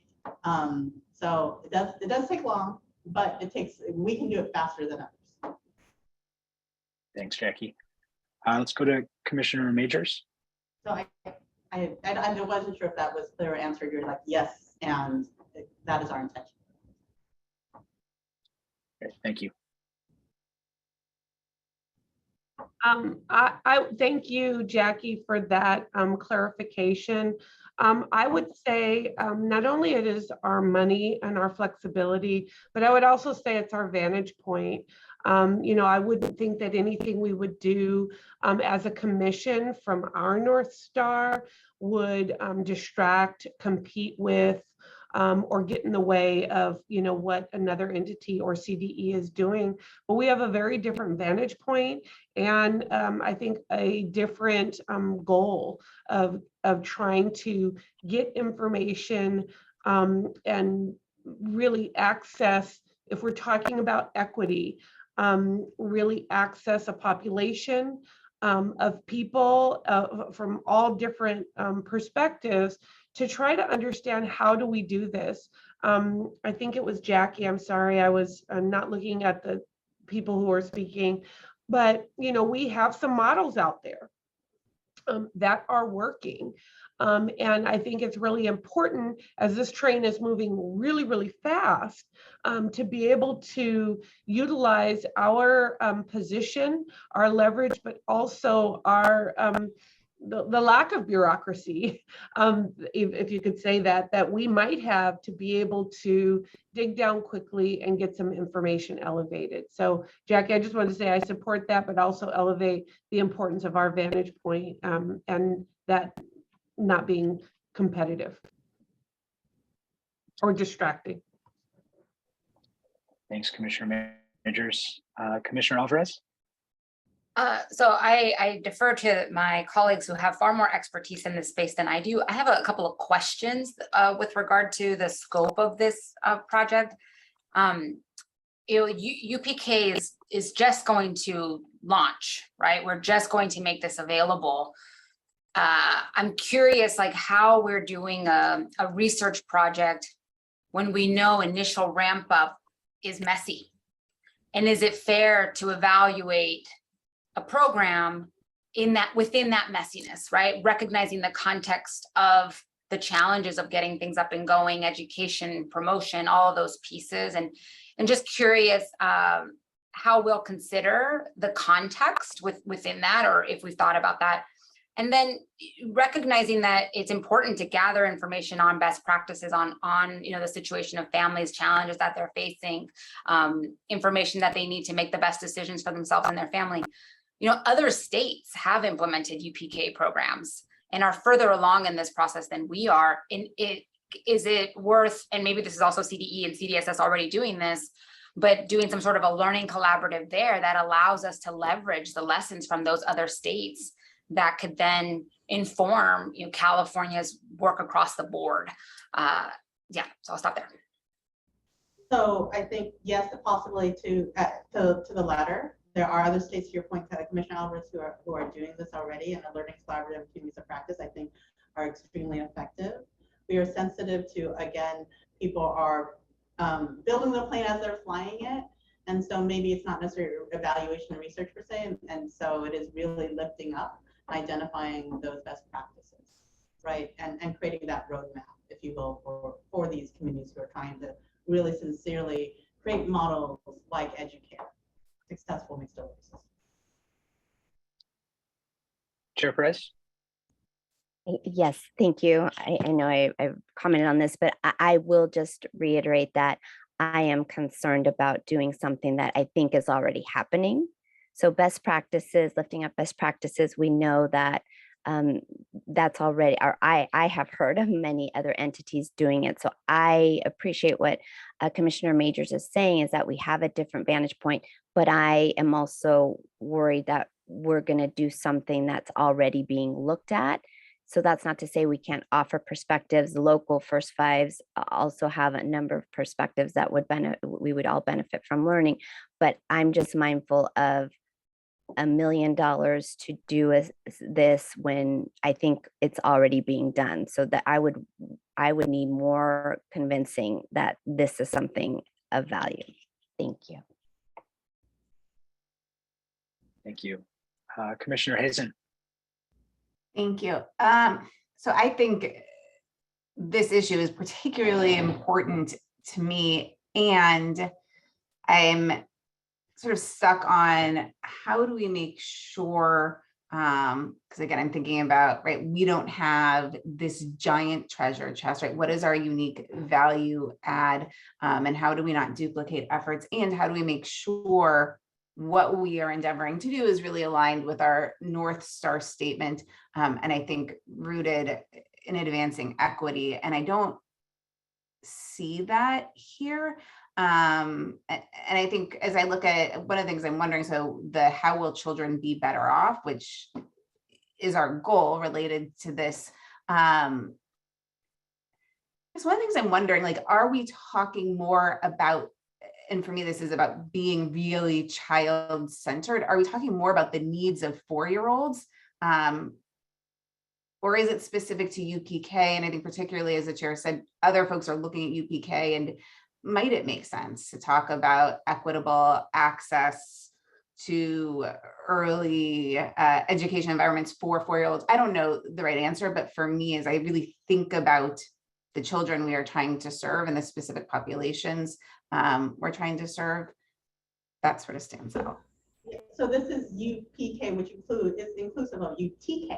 So right, it's right. That 0 to 5, like the whole continuity of educational care. So if that helps clarify, right? So lifting up what that continuity of educational journey could look like in a mixed delivery model. So I think if we could really think about the how will children be better off, like really thinking about what it means for children, because I think the way it was reflected on the mental health item, I think spoke more to outcomes for kids. And I don't see that as much here. And I could be wrong in remembering that slide. No, that I think it was something about like access to serve. It was about something that was different for kids. So if we could do that here, that would be helpful. Yes. And so we know that a lot of, less resource families are accessing high quality settings, if you will. And Universal PK, inclusive of UTK, allows families driven by parent choice, caregiver choice, to be able to access high quality settings. That's helpful. So that is, our intention is to increase access across all settings for families, but be targeted in our approach. And lift up, again, there are communities doing this. There are practices that do target Black and brown families, low-income families. And so we would want to identify that and lift that up. Jackie, I wonder just to clarify, I think one piece that you mentioned, but just to clarify the age range that you're thinking that this would be focused on, age range of children that this would be focused on. I mean, as we're sitting in here at Educare, it is 0 to 5. It is our jurisdiction. Thank you. And we targeted if it feels more comfortable that's targeted 0 to 3 or 3 to 4. We're open again. This is at the concept stage. Yep. Because if folks feel that's already being done in TK, again, open to conceptual. This is just a conversation. Any additional clarifying questions or comments from commissioners? I heard some concerns and kind of questions around this come up. Jackie, anything you'd like to add before we go to kind of a thumbs up, flat palm, thumbs down as to whether to move forward with building this out with additional detail? Yeah, I think I know First Five has a long history in supporting, for example, Power Preschool over the last decade at least, that has created and made the ground fertile for this conversation and large investments in the current time. And this is just, again, that opportunity for us, what we see as the ability to lift up and support implementation of, again, people are what we hear constantly from different people on the ground. I see some nods like, we want to do this. We know that you all have invested decades of research knowing that high quality preschool settings, high quality rigor works. There are families and communities who aren't accessing it. Tell us with this huge investment, who is doing it well, and how can we be part of that movement? And so we want to be able to kind of, again, produce some sort of documents, research that allows people to, in their own respective communities, develop a successful UPK mixed delivery model system. Thanks, Jackie. Sorry, go ahead. I didn't mean to interrupt. No, that's okay. And we know that, again, it's not perfect. This is conceptual. And so open to hearing feedback about. Commissioner Alvarez, and then Chair Perez, and then maybe we can go to our thumbs to move to the next one. Perhaps something to consider, we could, because I think I would benefit from a little bit more information on the plans that CDE and CDSS have to assess the landscape once UPK is in effect.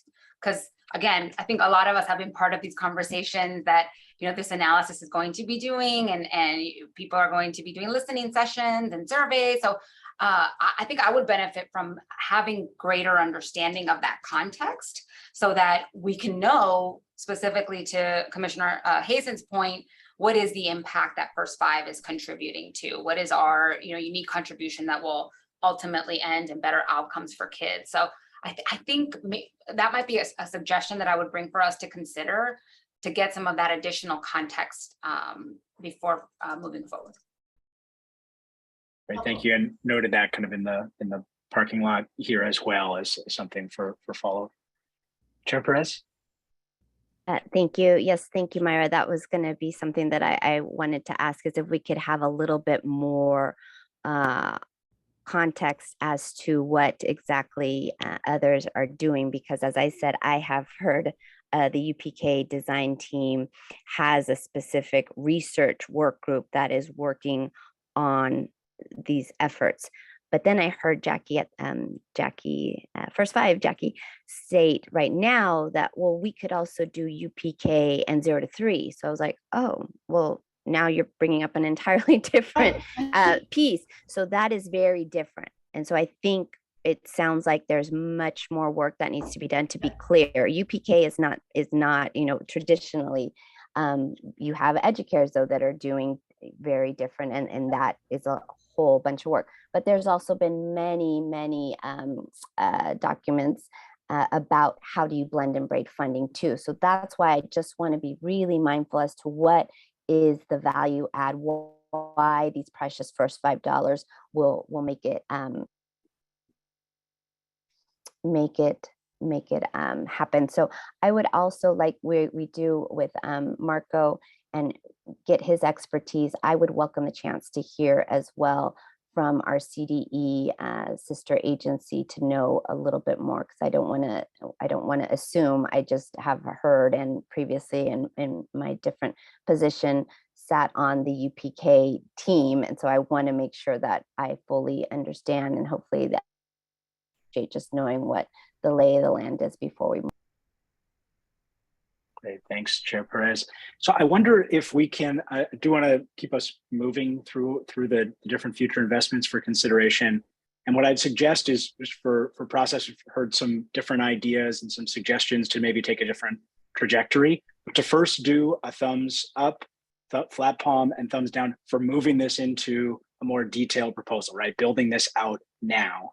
So if you all could indicate your level of support for that, whether this should be moved into a more detailed proposal as a next step. If you could indicate that. Thumbs up, yes. Flat palm could go either way, or thumbs down. Flat palm, down, down, flat palm. Okay. Commissioner Majors, I see you have you use the hand raise button, but I think if you could, it's just giving us a single hand. Okay, I don't have, for whatever reason, my functionality is just not the same today. So, but we're just doing, okay, yeah, we're going analog. Okay. Analog thumbs today. We're with you, Jackie. We don't get it either. Okay, okay. I thought I was the yeah. only one. Okay, well, I support it. So I see a mix there. What I might suggest, also just doing a quick poll on, because I heard it suggested from a couple of commissioners, is to do some more learning, keep this at the concept stage essentially, and do some additional learning, some more understanding of what other efforts are ongoing and what the plans of other sister agencies are. So maybe we can see thumbs in relation to that. Okay, so I see kind of unanimous thumbs up in relation to that. Commissioner Hazen, are you raising your hand for a comment or question? I am. So it's a thumbs up for that, but also I think not just what others are doing, I think that's critically important, but what exactly do we mean? So I think just more clarity about what exactly this is and what we're talking about and what the outcome would be for kids. Noted. Yeah, thank you. That did come up as well as part of this, kind of keeping it at the concept stage and fleshing that out before moving on to more detail. Okay, and just one other thing. Oh, sorry, yes, just go ahead. maybe think about when this comes back to us is there overlap between this and the mental health issues we've talked about previously? Thank you. Commissioner Russo, did you have a comment or question as well? I think narrowing down what research we're looking at as well, because different data points will tell us different things. And we could look at different data points than other agencies are already looking at as well. So narrowing down specifically what we're going to look at, I think would also be beneficial in making the decision on this. Yeah, that maybe connects a little bit to Commissioner Majors shared about kind of a unique perspective. Right, let's move into, I know we're coming up on our lunch break relatively soon here. I wonder if we can move into a third before then. So I believe, Debbie, this is going back to you to talk about the risk stratification pilot. Hello again. I will try to be quick because I'm standing between you and your lunch. I just want to start off by telling you I'm really excited about this one, but I know it's a bit controversial. So I'm just going to jump into it. The child protection system continues to struggle with high caseloads, outdated technology, and staff turnover, which leads to unevenness of quality and completeness of screening, which can affect child safety and the services families receive.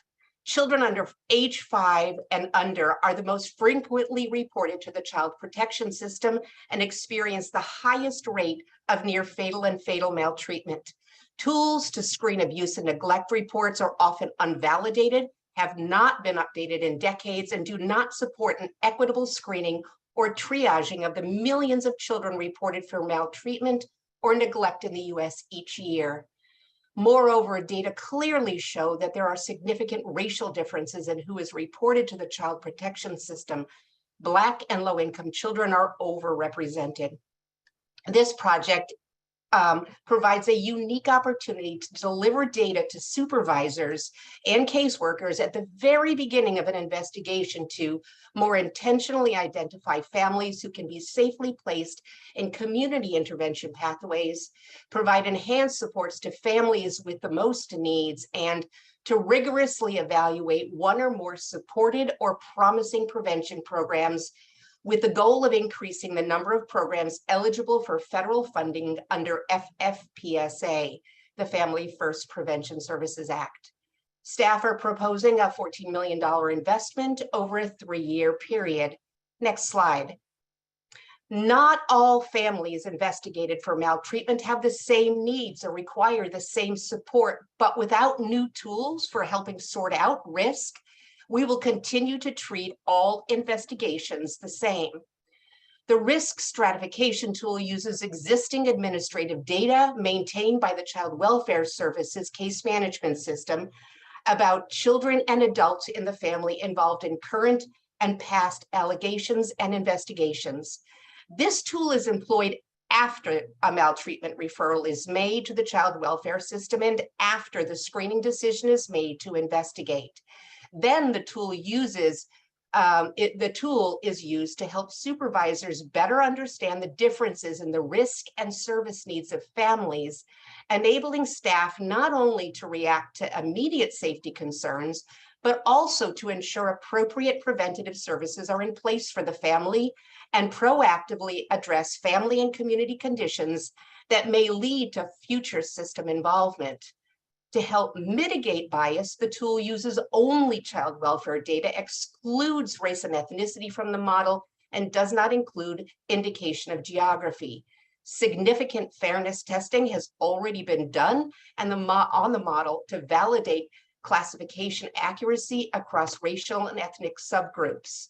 It's also being used in LA, which is piloting the tool currently, to create a racial equity feedback loop to improve the use of data to identify and address community reporting patterns that may result in racially and ethnically disproportionate referrals and investigations. As I said, Los Angeles has been piloting the tool in 3 of its regional welfare offices for about the past year. In the LA pilot, more than 75% of investigations identified for enhanced referrals and supports had a child age 5 or under in the home. Preliminary results show a statistically significant reduction in re-reporting of families who received enhanced supports using this tool compared to offices that did not use this tool. And while the LA pilot points to the value in more efficiently and equitably and consistently identifying families who have a significant history with the child protection system, and who may need enhanced supports, there were no required practices that supervisors or staff had to implement. This is the area where we believe First 5 California can make a difference. This pilot project is designed to expand on LA's successful implementation of the risk stratification tool to between 5 and 8 other counties in California and examine effective engagement strategies and effective interventions that safely serve families at home, keep them together, interrupt the cycle of maltreatment, and mediate future welfare engagement. Another desired outcome is to increase the number of programs eligible for federal funding under FFPSA, which requires that California have a method for assessing and documenting imminent risk of foster care placement.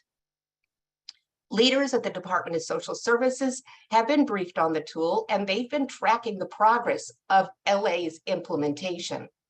Of course, as we move forward, we will ensure that we are engaging DSS at every step of the way in implementing our pilot with the goal of eventual statewide adoption. Families who have the most to gain through this pilot are infants and young children, and Black families who are overrepresented in allegations of abuse, investigations, and foster care placement, and yet are less likely to engage in community services. In conclusion, this project will, in alignment with our North Star, promote systems change and efficiency in helping caseworkers make more informed case management decisions, and help California identify promising local prevention and early intervention strategies which are effective in supporting families known to the child welfare system, thereby increasing the number of children who have experience in safe, stable, and nurturing relationships and environments. Thank you. Thanks, Debbie. I'm going to open it up again for clarifying questions and comments from commissioners.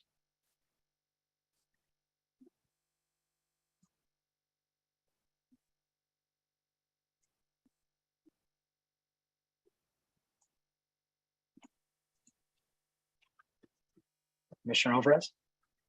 So I am not an expert in this at all.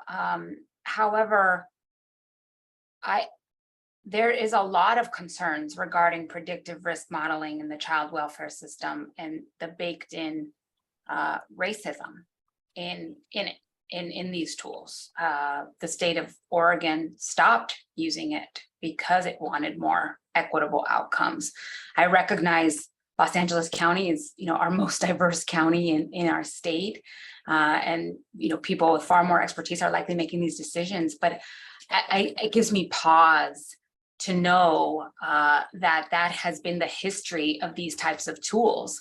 And what you just said, Debbie, the overrepresentation of Black families in the child welfare system, of families of color in our child welfare system, frankly, it's partly because of the baked in racism in our system and what we are doing as far as poverty and all of the harmful impacts of systemic racism. So I am uncomfortable proceeding without knowing more about this program, its impact in LA County, what community partners have said, what First 5 LA has done. So maybe I would benefit, I think all of us would benefit, unless you all know this already. Where did this come from? Why this for First 5 California? Thanks, Commissioner Alvarez. And Debbie, some of that may be questions that would need to be answered in the future, but I wanted to see if you had a response to any that you may have information about today. Certainly. Thank you very much for the question. I do appreciate your question. So one of the things that I understand after learning much more about the pilot that is in Los Angeles is the tool actually, as I said, it is used after the child is referred to the welfare system. And my understanding is it actually overcomes some of the equity challenges that we see in reporting bias. Because when the tool was used to identify families that have significant history of maltreatment, substantiated cases of maltreatment, those cases did not fall along ethnic lines and language lines. It was fairly evenly distributed across races and ethnicities. So basically what it did is undo the, I don't know if that's the right way to say it, but it dismantled the ethnic biases in reporting. So what happens when a case comes in, it goes into the caseworkers who determine whether the case moves forward. And once a case is determined to move forward into an investigation, then the tool is used just to look at the history of maltreatment. In many of the families, what is currently used is just a lot of questionnaires, and a lot of caseworkers don't have time to go into the data to really look at that family history. But many of these families do have significant history, like another child may have been removed from the home and put into foster care. The adult themselves may have had a history with child protection.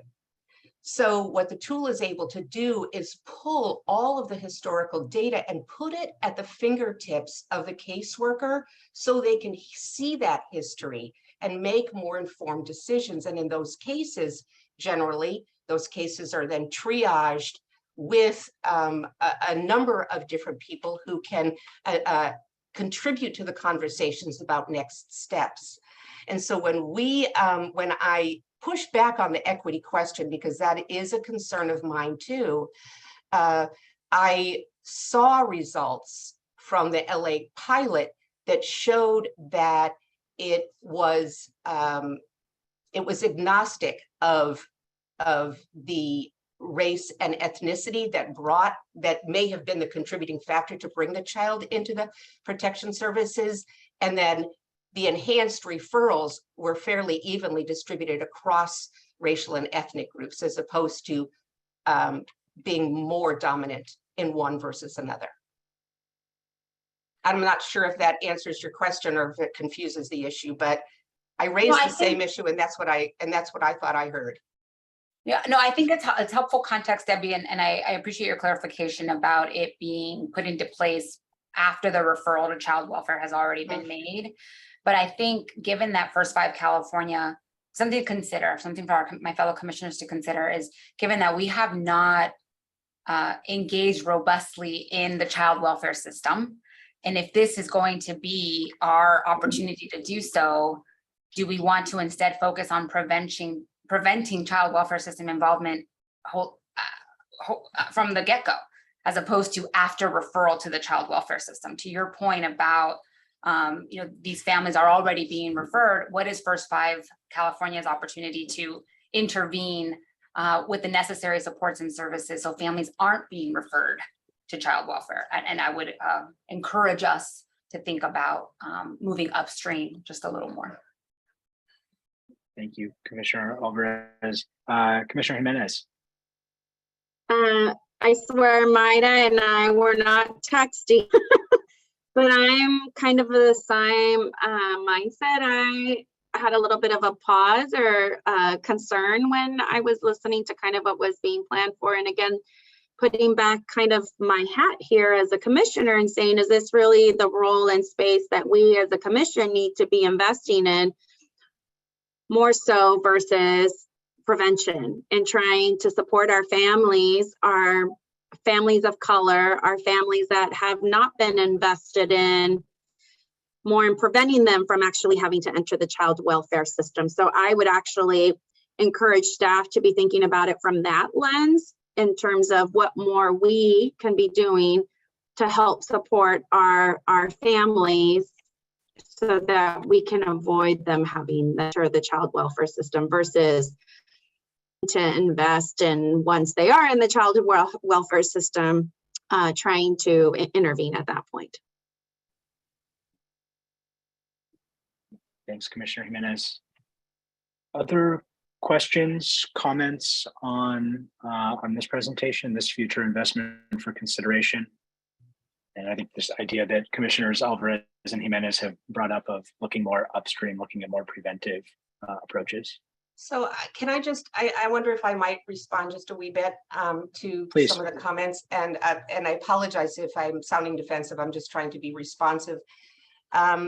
So on the point of sort of stratified risk and the algorithm, it is more of a computer-based way of doing what we have been doing since 1998. I mean, currently the child welfare system does use sort of more of this risk modeling, but it just happens to be paper and pencil, and this is just, and it's incomplete information that caseworkers are using. This just provides caseworkers with more comprehensive information so they make more informed decisions. So that's really the value of this tool, is providing more information at one's fingertips than is currently being used to make decisions about what happens to a family.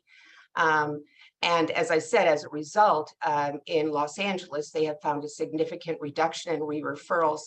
And why is because it's really secondary prevention that absolutely, I have no argument that we should be focusing on primary prevention, that we get in there and we make sure that no child is referred to the child welfare system, that every child enjoys happiness and success in their life. But that's not the case. Children will be reported. Their families are not perfect. And we currently have a system where we don't know what works once a child enters the child welfare system. We are, FFPSA is a wonderful opportunity for us to look at local models that might be effective in preventing future involvement with child welfare. Again, prevention another time, a second time, and really mediating the impact of those very early maltreatment reports so families get back on their feet and those children thrive. So in essence, I understand completely what you're saying and can't argue. And our investment in home visiting is definitely a prevention strategy and it is yielding great benefits. We have other strategies, impact itself is a prevention strategy, right? So we are investing in a lot of prevention strategies. That our behavioral health work is going to be preventative in many ways. But what about those children who are already being reported? And the first inclination is to put them in foster care. We have an opportunity to maybe help those children with different outcomes. That's really what this is about. Thanks, Debbie. And I see we got Commissioner Jimenez and then Chair Perez, and then maybe we can go to a poll or potentially a couple of polls if needed. Yeah, Commissioner Jimenez? Yes, thank you. And if I may, I don't want to negate the fact that there's added value by making this kind of process electronic, as you mentioned, to prevent an individual from there being a report again. But I don't see that as a role of First Five. I would actually push that back to HHS and the California Department of Social Services and even local departments of social services to identify a better system to better support families that do enter the child welfare system. Again, I'm not arguing that there maybe isn't benefit from this. I'm just having a really hard time identifying how this is our role to fund. Thanks, Commissioner Thank Jimenez. you, Elsa. Thank you, Commissioner. Chair Perez? Thank you, Debbie, for all of your work in this and for just holding your own and giving us food for thought. I do appreciate my commissioners' thoughts who have already spoken, and so I and what Commissioner Jimenez just said, that was my thinking, is that I don't feel comfortable going into a new area when we already are talking about another major new area, which is behavioral and mental health. I am not, and it really does, weigh on me what you just said about, these kiddos are in desperate need, and their families, they need to, be wrapped in love and support right now. But I have to go back to what is our value add? What are we doing? And so without prejudice to this concept and the work that you've put into it, I do not feel comfortable moving forward because I really want First Five to just laser in and go deep on the areas where we have a value add. So I just wanted to acknowledge that so you understood when I voted. Thank you. Thank you. I thank all of you. Thank all of you for your ideas and your comments. I appreciate your perspectives. And I know we're getting onto lunch here. I wonder just if before we go to a poll or a couple of polls, if Commissioner Meach, if you have any additions, I know HHS kind of came up in the discussion a little bit. If there's any comments that you'd like to add. Yeah, I mean, I think that this is an area that gives me pause, and it has given me pause for a while because I think the predictive analytics space is a space that I think we don't know a lot about. I think there's two pieces to parse apart. One is looking at the predictive analytics to determine whether or not a child will end up in the child welfare system. And the second piece is around the information that we give to a caseworker on the ground to inform their decision making. We are embarking on a multi-$100 million project of a child welfare digital service program, which is really designed to create a 21st century system to be able to provide kind of the holistic information to a caseworker around the individual. That is, think about it, if you're a physician and you have an electronic medical record, we're looking to do something very similar when it comes to the child welfare system. So a call comes in, we have the ability to look at all of the different pieces. And this is what we call CARES. And it is a project that we are embarking on with our county partners to build a 21st century system that looks at collecting all these pieces. We are watching the LA pilot closely, and we know that Emily Putnam Hornstein and others are working on kind of this algorithm. We looked at kind of the data and experience in Pennsylvania, but I think it does give us a lot of concern about what a number of folks have alluded to, Commissioner Menez, Alvarez, and Perez, around kind of perpetuating racism and not being able to identify those pieces. So I think there's two different pieces. One is kind of the analytics component around determination of whether or not someone is going to be in the child welfare system, and then getting in early to prevent that kid from getting into the child welfare system. And then there's a whole other question around the lack of information a social worker has about that particular child. And I feel like those are two different things that we're working on. But I think there is some sensibility to some caution around the predictive analytics and what that means for the child welfare system more broadly. Thank you for those comments, very helpful. So what I would propose before we break for lunch here is maybe a couple of thumbs up, flat palm, and thumbs down polls. One on the specific concept that was put forth and whether that should be built out into a full proposal. And then a second one that's more about this area of focus generally, child welfare. I think there was some different perspectives shared about focusing here, but maybe looking more upstream, as well as some concern shared about stretching our focus too thin across multiple new areas. So I wonder if we can take those two polls, again, just showing a thumbs up for support, flat palm for okayness, and thumbs down. So on the concept itself, moving into a proposal, I see, okay, it's like thumbs downs here.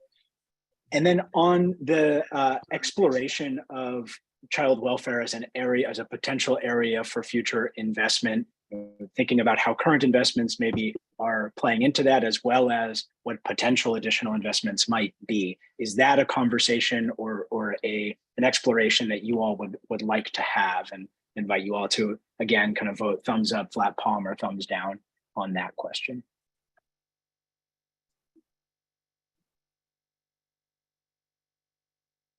Okay, I see flat palms. I see Chair Perez thinking about that one. Okay, so I think not as a team, as a commission, not strong feelings, kind of openness to that, but not a priority necessarily to move forward on. Okay. Well, thank you all so much. I know we're getting on to a lunch break. I really appreciate the conversation so far and kind of the momentum of being able to move through some of these. I know we have a few more after lunch. Chair Perez, what would you like to do in terms of break time and coming back together? I would like to honor at least the half hour that we committed to. Is that possible, though? Do you feel comfortable, and does Jackie feel comfortable that we can do that, or do you want us to? I don't have any concern with that, Jackie. Yeah, I think that we built in a little bit of buffer time. So this discussion was supposed to end at about 3-ish or so. So I think 2 hours for the next 4. There may be other items that folks want to bring up as well, so we should be mindful of that too. So okay, great. So we can do half hour. Yeah. Great. And we're going theoretically all the way to 4 p.m. So there's a little bit of buffer. Great. So coming back at a quarter after, say.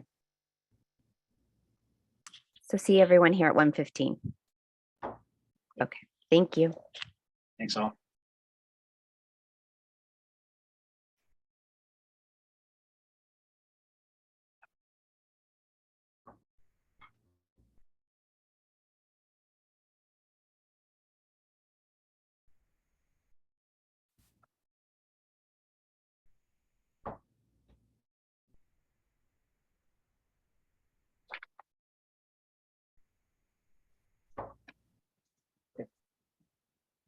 welcome back, everyone. We had a nice lunch break, chance to get up, stretch, get some food. We're going to continue on here with the remainder, going through that same cycle. So next up, we're going to be going into newcomer support. And I believe this is back to Debbie.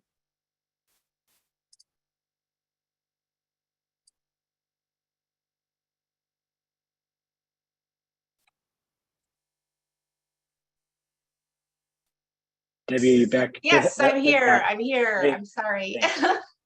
no problem. I know we're right after the 1:15 here. So Yeah, no, not a problem. I just had to find my my button to turn me on. Okay. All righty. So you may remember that we brought you an item in October to provide emergency support for refugee families. This is, and you asked us to come back when we have some additional ideas. So we're back. The newcomer support proposal addresses the needs of immigrant families with children prenatal to 5 who have been in the United States for 5 years or fewer, to help families resettle, obtain necessary services, and provide safe, stable, nurturing environments for their young children. When we say newcomers, we mean anyone who is foreign born, including refugees, asylees, and other categories of immigrants. Newcomer families have to grapple with a new world, new institutions, and a new language, along with the trauma associated with having to leave their own country. This funding is intended to promote state and local systems change. It will have an evaluation component that helps us to understand how the system can be designed to better welcome and support all categories of newcomer families, help families gain self-sufficiency, and ensure children have what they need to thrive and reach their full potential. We are proposing an earmark of $10 million over a 3-year period for this project, which will be informed by what we learn from the current Refugee Family Support Authorization and build off lessons learned from the DLL pilot to implement expanded supports for first-generation immigrant families. Next slide, please. In January 2022, the Center for Immigration Studies reported that there are 46.6 million immigrants in the United States, and that California is home to about 1/4 of them, comprising about 27% of the state's population and about 40% of all parents of children under 5 in California. The circumstances that lead a family to flee their own country can be traumatic and can have a profound and lasting impact on the social and emotional development of young children. Newcomer families are also disproportionately likely to face serious obstacles in supporting their children's educational success and lifting their own economic trajectories. Staff recently awarded the Refugee Family Support funding authorized by the Commission to 6 entities supporting refugees in at least 12 different counties. During the award process, we spoke to the refugee serving organizations and county commissions to learn about their view of the system and plans for their funding. We acknowledge that there are a number of state and federally funded services available to refugees and other immigrants, depending on the circumstances that brought them to this country and their immigration status. However, we were told by counties that where services do exist, many are siloed and inaccessible, and for some newcomer groups, lack cultural and linguistic responsiveness. And so newcomers are reluctant to go there. First 5 California's newcomer support funding can catalyze improved service coordination, provide important service gaps, and increase the availability of culturally and linguistically responsive, trauma-informed, and healing-centered supports. A second area of focus for the funding more directly supports self-sufficiency by expansion of the federal family childcare microenterprise program, which helps recently arrived refugees start and run a family childcare business in their home. The microenterprise program is both an opportunity to create new childcare slots while allowing arriving families to develop their own family childcare business and get training. Of the 8 agencies funded by the Federal Office of Refugee Resettlement to implement the Family Child Care Microenterprise Program, which 3 of those are in California, and they all have wait lists. And we spoke to the 3 California ORR funded agencies, 2 of which are located in San Diego and 1 in Fresno. And we heard compelling stories about the difference this program has made in the lives of women and the families that they have helped over the years. There is high demand, particularly following the pandemic as we rebuild the childcare system and in response to the influx of Afghani and Ukrainian families. Being a childcare provider is really the only acceptable career choice for women. First 5 California funding would build on it and expand the federal program to other newcomer populations. We are already working closely with the Department of Social Services, Immigration Services Bureau, and Refugee Programs Bureau, as well as the Office of Refugee Resettlement and our county and our counties to identify service gaps and service improvements and expansion opportunities that address newcomer family needs that can be incorporated into the broader system of state and federal supports for families with young children. Given the trauma associated with immigration, we must invest in improving the coordination and the quality of the system of supports for newcomer families to ensure that they can provide the safe, stable, nurturing relationships and environments necessary for young children to thrive. Thank you. Thanks, Debbie. And we're going to again open it up for commissioner questions and clarifications. And I meant to share this reminder before we launched into the presentation. But again, these are at the conceptual level, as Debbie mentioned, there's ongoing discussions with relevant agencies and potential partners about what some of the specifics might look like. But the intent today is to look at it as a concept and gather guidance from you all as commissioners as to the next step of building it out into a more detailed proposal. So just wanted to insert that little reminder and invite commissioners to ask any clarifying questions or share any comments.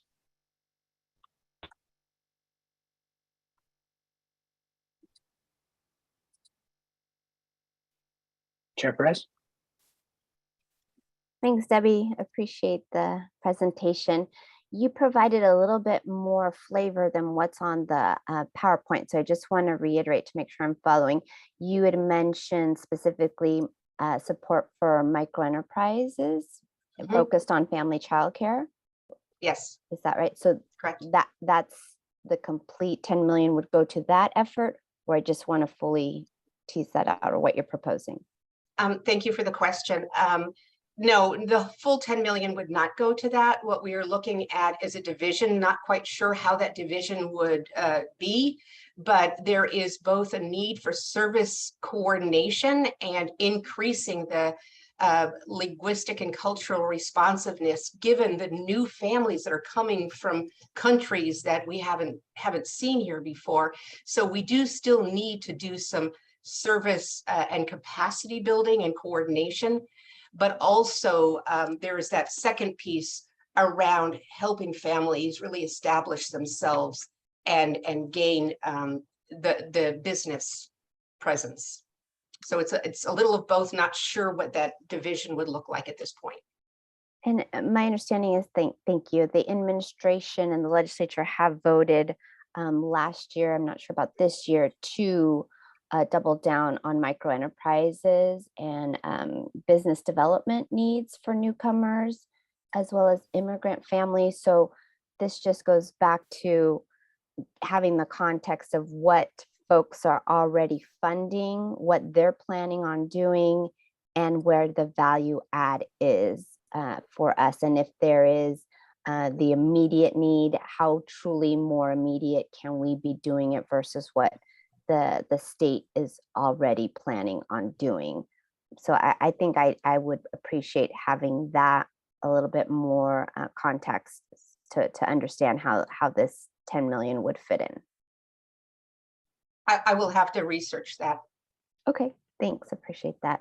And then not to put Marco on the spot, but if you say here that you've worked with DSS, just having a sense of their thoughts on it too. Yeah, certainly happy to follow up with social services. I know we've worked with First Five on a number of these efforts. I think just making sure that they're ultimately in alignment. There are gaps, particularly for individuals who are coming in under humanitarian parolee status. And we've had a series of situations both with the transition of Afghanis coming into the United States, as well as now Ukrainians that were coming in who are being paroled in as humanitarian parolees. And the reason why that matters is that when you're a humanitarian parolee, you're not eligible for some of those federal HHS benefits. And so the state has then supplemented with some other programs in order to ensure that families are supported.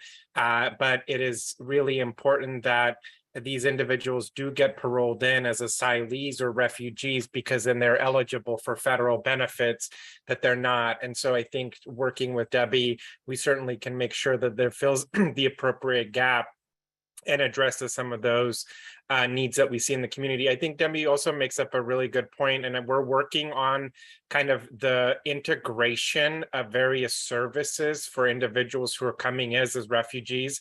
And as you know, a refugee, when they do arrive into the United States, they are placed with a resettlement agency. That resettlement agency has about 90 days to get them connected into the appropriate resources. Those resettlement agencies are utterly overwhelmed, and their federal funding has decreased significantly over the course of the last decade, yet the volume or the caseload that they're getting in is significantly higher. And so working with our human services and social services partners on the ground to make sure that we're connecting folks with regards to Medicaid and WIC and CalFresh into the resettlement processes so that there's a seamless transition and access into services is an important factor. And it's not just limited to those services, but then thinking about kind of all those other services. And we did actually issue an all-county letter to our partners on the ground outlining when folks are eligible for Medicaid, under what parole status, and similar to some of our other programs within the HHS family. But certainly can work with Debbie and team to make sure we flesh out and that there's an alignment on some of those pieces. Thank you. Commissioner Hazen? Thank you. Yeah, so I'm wondering, because the micro enterprise thing sort of threw me for a loop a little bit, even though we know that it is valuable and proven. I'm curious, and it threw me for a loop because I'm curious how this fits into the family support grants, the $3 million that we are, getting out the door right now, right? And that was one-time funding. And so do we envision this is a continuation of that? Is this totally separate, right? Because as part of that, we hadn't talked about micro enterprise. So I'm curious about that. And also just want to lift up the need for advocacy, federal advocacy around making sure more resources are available at the local levels to support this population. And I haven't really heard in any of these sort of like where advocacy in our policy work fits in, and want to just flag that as something we should be thinking about funding, right? Doing the on the ground work and the people facing work, but also the policy work to draw down more dollars within each of these areas. So let me respond to the question about how it aligns with our current approved funding, and I will, turn it over to Sarah and Jackie for your question about the policy. So to start with, the emergency funding that the commission authorized in October is truly for that. It's to meet the needs of primarily the Ukrainian and Afghan refugees who have been coming to the United States over the past year, and to meet their immediate needs.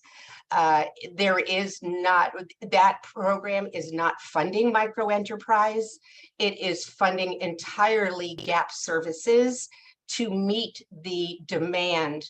And particularly what we have found, as Commissioner Mitch just mentioned, that 90-day period is really a challenge for our refugee serving organizations, because they can barely find even temporary housing for these families by the time their 90 days are up. And then the families are pretty much left on their own. At least that's what the agencies are telling us, is they don't have the capacity to continue to work with these families to really provide them the service. They're just getting settled when the services end, and then they have to figure out the system themselves. And so what the funding the commission has generously provided, that is being implemented, as we speak, is really to help overcome that hurdle of the first year that those families are facing here in California. This strategy I presented is really more of a longer term strategy, taking a look perhaps less at the immediate needs, because we will be learning from our current pilot and providing that data to our partners at the Department of Social Services about what can we do to improve the immediate service needs of our families, and looking more long term about families who've maybe been here 2 years and they're floundering. All that first year help is by the wayside, and certainly they are eligible for services, but they may not have the language capacity. They may still be trying to figure out a new school system for their kids. And there's just a lot that I have been told that my partners, my colleagues, Lakshmi and Amanda, have been told. That second year often is the most difficult for families who are new to California and are still establishing themselves. It's not appropriate for their children to translate for them at doctor's appointments. There are still so many mental health challenges that families and children face. And there are a number of barriers that we described in our behavioral health. In fact, this aligns completely with that, because a lot of times children are misdiagnosed for behavioral health issues when it's really a language issue. And so there's just, I don't know, I could go on and on, but I know we don't have a lot of time. So I'm going to stop right there and allow somebody else to answer the policy question. And I would just, say, I think, I worked for, over a decade at a resettlement agency. And so what you're saying rings true. And I think, the urgent need, right? If somebody doesn't have access to the housing they need, right, that's going to exacerbate trauma, right? And long-term trauma. And what you're saying about year 2, right? Trying to maintain that self-sufficiency is a challenge too. And I think for us to really drill down, right, these are both important issues. And if we've prioritized the needs of this population, where and how do we think we can make the biggest impact? Because I think both needs certainly exist, and there's work to be done in both areas. The other thing, I guess, for this, but I think for every issue, that we don't have more public voice, that we're not hearing from agencies, that we're not hearing from folks on the ground. And I know you're reflecting that to us, but it would be nice, to hear that. I think maybe when we come back to some of these things in October. Thanks, Commissioner Hazen. I know Jackie and Sarah can go to you for kind of a direct response on the policy advocacy consideration. I think that I also noted that kind of in the broader parking lot is something that may be kind of a question across different future investments, as well as that kind of public voice. I think there's also earlier reference specifically around the UPK research and evaluation, mixed delivery research and evaluation of let's hear more about the context of those agencies. So I think that's another through line.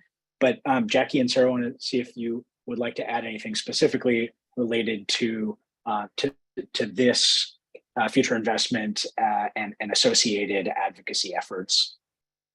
Yes, we're having conversations with our federal lobbyists, engaging on their reauthorization on home visitation, McBee, on different other topics, we can bring this up and to see where we stand. We know that on the federal side, there's a threshold of 125,000 refugees as a cap, and we're only at 15,000 nationwide, and many of them come to California. We're one of the top states where we intake various refugees, and so I think this is a topic of deliberation when we meet with our advocates, making sure that we fold it in on that whole family, whole child infrastructure of support at the federal level. Thank you.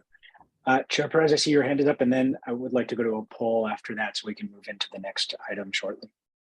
Yes, I do want to get additional detail on the specific 0 to 5 lens and angle of this.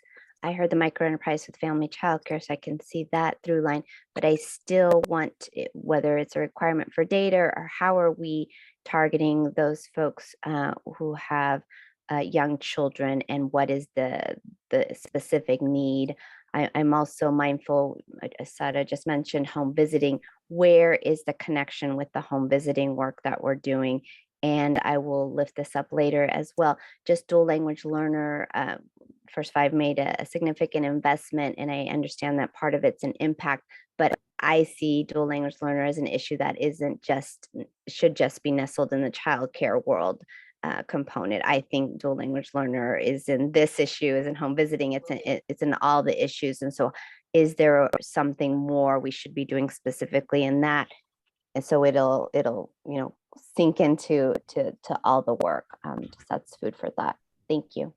Thank you, Chair Perez. I completely agree. And when this item comes back as an information item, you will see DLL and home visiting is integral to supporting families resettle. In fact, we have a lot of newcomer families who are part of our home visiting program already. And at least one of our grantees is using that as one of its pathways to support families in the refugee support funding. So we do see it as vital. I don't know how we cannot use DLL and what we've learned from DLL in all of this. And so absolutely, thank you for bringing that up, and we will be sure to highlight that in the information item. And Debbie, anything that you'd like to call out additionally around the 0 to 5 angle? I know you shared some demographic data earlier about kind of how this population intersects with the 0 to 5 families, but wondering if there's any additions. Thank you. Sure. Like all of our funding, when we go into a continuum of services and a continuum of ages, we tell our folks that they can spend our funding on families with children 0 to 5. And so this funding would be geared specifically to families who have been in the United States for 5 or fewer years and have children ages birth to 5 years old. And so as we continue to work with the Department of Social Services and our counties and the county agencies, we will investigate specific needs of that 0 to 5 population. We are collecting data through the Refugee Families Support Program that you authorized in October. And so we can learn more about what those specific needs are, so we can really target this investment to that age group. And we do know that home visiting is an area that was named at least by one of our partners. Thanks, Debbie. Thank you. If we can make sure, the data that we also get to see, like how many families that with pregnant and young parents of young children that would help us with the context too. Thank you. Thank you. Will do. Thank you. It's some helpful input and clarifications here, and I think Debbie, as you presented, and as some commissioners reinforced the need to continue to work closely with HHS and DSS in particular on exploring what the details of this really look like. So with that in mind, wondering if we can go for a thumbs up, yes, full steam ahead, flat palm. I'm okay moving forward with this, but some remaining questions, or thumbs down in relation to moving this from a concept stage to more of a detailed proposal moving forward. invite you all to weigh in with your guidance on that. Sorry, Erin, can I just ask one quick clarifying question with that? When we're discussing a more detailed proposal, is that going to include information regarding like what CDSS is saying the gaps are that this would be filling and things like that? Like, okay, cool. I see Debbie. Yeah. Great. Yep. Thanks. That's helpful.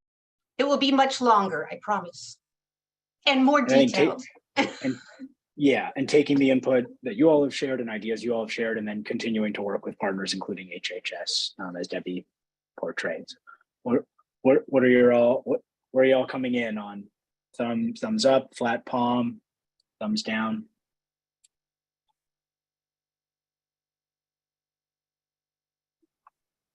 All right, I see we got thumbs ups. Thumbs up. Great.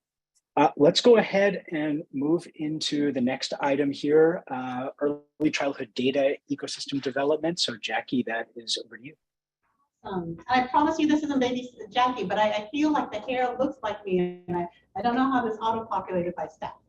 So over the last several decades, California has worked towards building better data systems to help develop strategies to address the needs of California.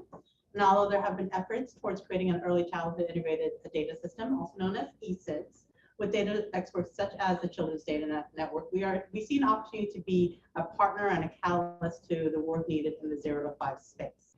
We're excited with the vision and investment made in the Cradle to Career data system, and I had the privilege to be part of one of the design teams for Cradle to Career. But unfortunately, the governing board of the Cradle to Career data system is missing a state agency partner or provider with 0 to 5 specific voice. And it leans towards older youth and adults. Although we have had a few 0 to 5 voices on advisory boards, including Reagan Phelps from the Data Network, we recognize that this is critical to make an investment in support of the work ahead and in alignment with the proposal that agency has put forward. Next slide. We think that it's important to support it just because, again, there's lots of different investments over time. And so we also want to actually ensure that the data for Latinx and AAPI populations are often, we recognize that's not often disaggregated to a level that points to a full picture of what's happening.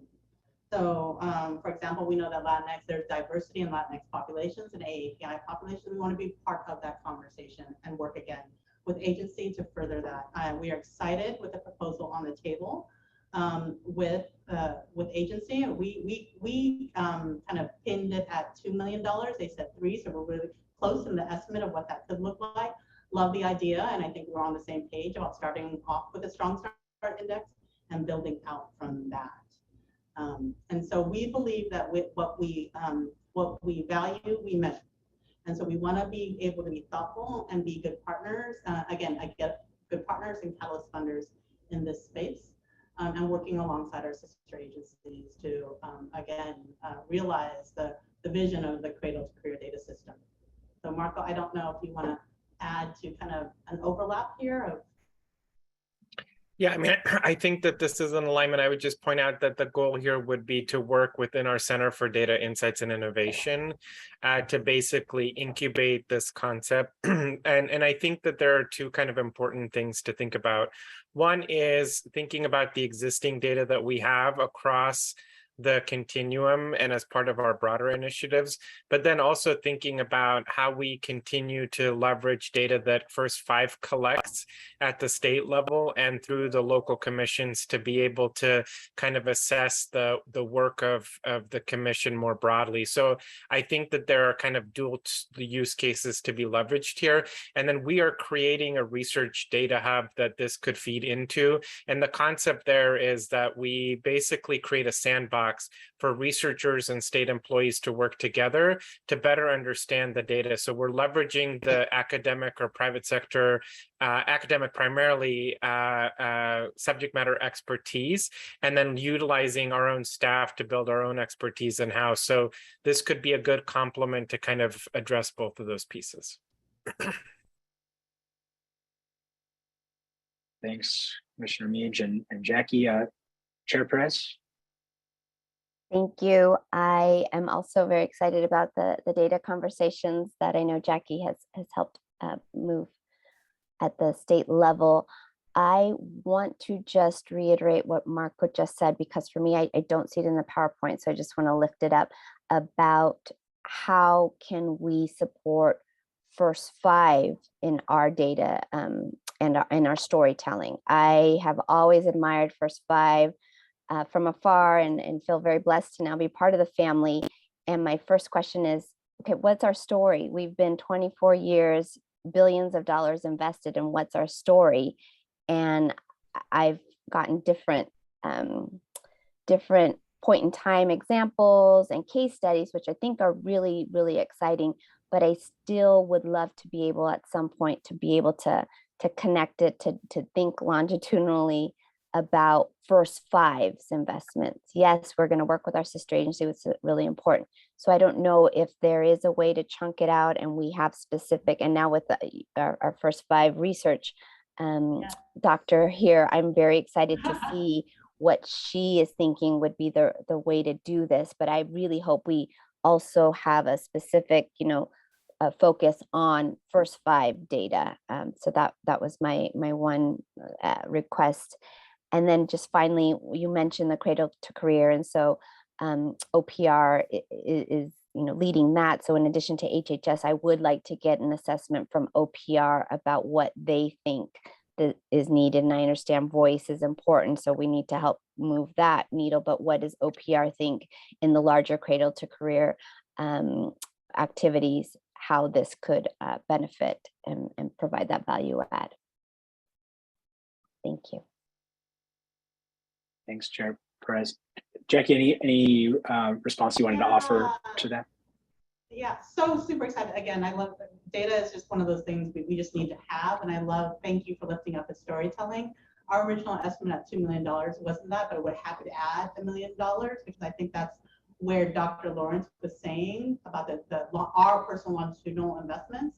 So we don't have a clear, so hopefully if this gets a thumbs up, that we may come back with an additional addition of like what our investments have been and the impact of that. So that wasn't originally part of this, because we were still trying to get estimates of what that could look like. And Dr. Lawrence has been with us 2 months. So I just want to kind of give a rough estimate of those conversations. But happy to bring back if this moves forward into more of an information item.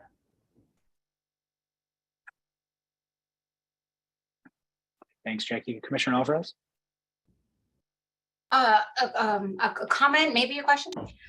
So I recognize that there is a lot of work happening to streamline data and make it more available, and really appreciate that. And this may be something that the department's already thinking about under Secretary Minj, and I know Jackie, you've been thinking about it. But there is also a broader conversation, at least in the advocacy community, to ensure that the end goal of this data is to target resources more effectively, so that they're reaching our most marginalized communities with the resources that they have historically been not given, right, as a result of, again, inequities in our systems. So I'm curious, is there opportunity for our 2 million, or is there opportunity more broadly in this work with the center to create sort of a public stakeholder process that enables partners to weigh in on the equity goals of this work? I know that there's been legislative efforts around this. There's been discussions at all levels, and I'm just curious. Just again, I think our end goal is the same. What can you speak a little bit to that process, and maybe if these resources can help bring the parent voice, the lived experience to the table to ensure that this data will ultimately get to the goal of allocating resources more equitably? Yeah, Myra, I think this is a really good question. So I think the way we think about this is that we at the Center for Data Insights, we will go through kind of a user journey, and we will begin to engage different stakeholders throughout this process as part of the development. And my vision here is not only, so there's kind of, I think it's important to pull together different streams of work here. I think there's the mega or the macro stream, which is what OPR and others are doing about just the collection and streamlining of data. Think about that at a very high level, right? I think there's another stream of work that is really designed to help us better understand what First Five and the local First Fives are investing and doing. So this is to Chair Perez's point, like how do we create the data infrastructure to be able to not only ingest data, but then dissect it in a way that allows us to tell that story. And then I think there's a third line of work here, Myra, that is to your point, which is, can we take the Stronger Start Index? Can we take the Healthy Places Index? Can we create a new indice together to be able to help inform the state, so Medicaid, social services, et cetera, around the neighborhoods or areas where we are seeing a disproportionate impact with regards to whatever that might be. So the analogy that I would give you here is what we did with the equity measure on COVID. We basically created an equity measure that was based on the Healthy Places Index. And we said, you local county cannot open your county unless you can show that that testing and disease control are in place in the lowest of income neighborhoods, right? Because you can have really rich neighborhoods getting lots of access to testing, but really poor neighborhoods that are not getting access to testing, and you're opening. And the whole concept was take that equity measure, understand where there are gaps, ensure we're holding people accountable, and then move resources into those Healthy Places quartile 1 and 2 neighborhoods to say we're going to beef up testing for those neighborhoods in order to get the county to reopen, right? So my vision here would be take the Strong Start Index, the Healthy Place Index, create a new indice that allows us to micro-target our resources across the board in a much more strategic way. So you as an advocate can come back and say, look, this particular neighborhood in Los Angeles County is not getting all the resources, or this pocket of the state is not getting all the resources. How are we thinking about moving resources into that area to really lift it up? So I would look at this data work in those three buckets strategically to help us move. I hope that answers your question, but that's kind of how I would think about it. I think that's how staff also envisioned it as well. So these three buckets, but definitely the new index excites us to like ensure that we're targeting resources.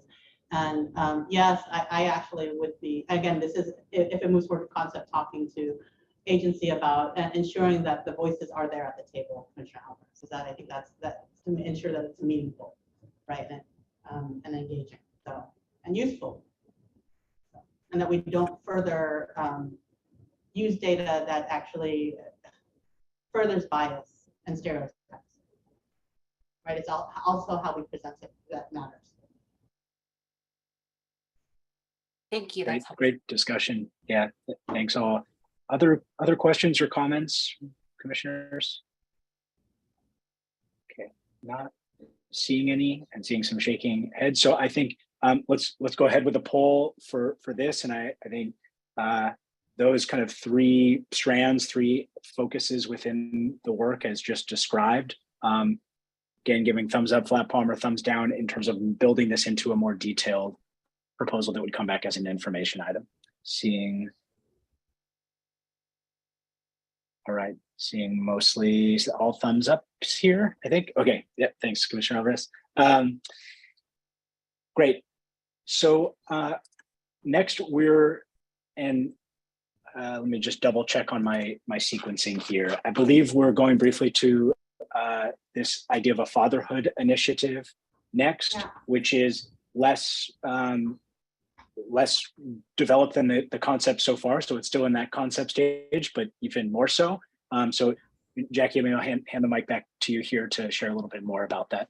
Yeah, and I'll, again, Commissioner Mitch presented so passionately at the beginning is that I think this was the one proposal that wasn't completely overlapping with ours, but we are bringing it forward to you for consideration because in discussion with staff, it was that we are doing it in other efforts like our media campaign, early talk about how to engage fathers in early literacy, and our home visiting, right? So those are three areas that we have been kind of talking about that, but we are excited about being very intentional and very focused on engaging fathers in the work that we do. So Commissioner Mitch, I don't know if you want to add to what you may have added earlier today, but I think this is, I can share from staff and you know, when we're talking about this was really something that we wanted to support. Yeah, I don't have anything to add.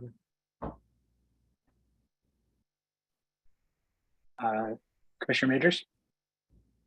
I just want to say I love this initiative. I can tell you it's very much not duplicated anywhere else, not at this level. You know, at Crystal Stairs, we're doing something called the Man Cave. It's amazing to learn how much fathers, formerly incarcerated or other, do not feel like they're worthy to engage in their child's life. And the impact that we could make on this when in LA County, 75% of the low-income families have single mother head of household.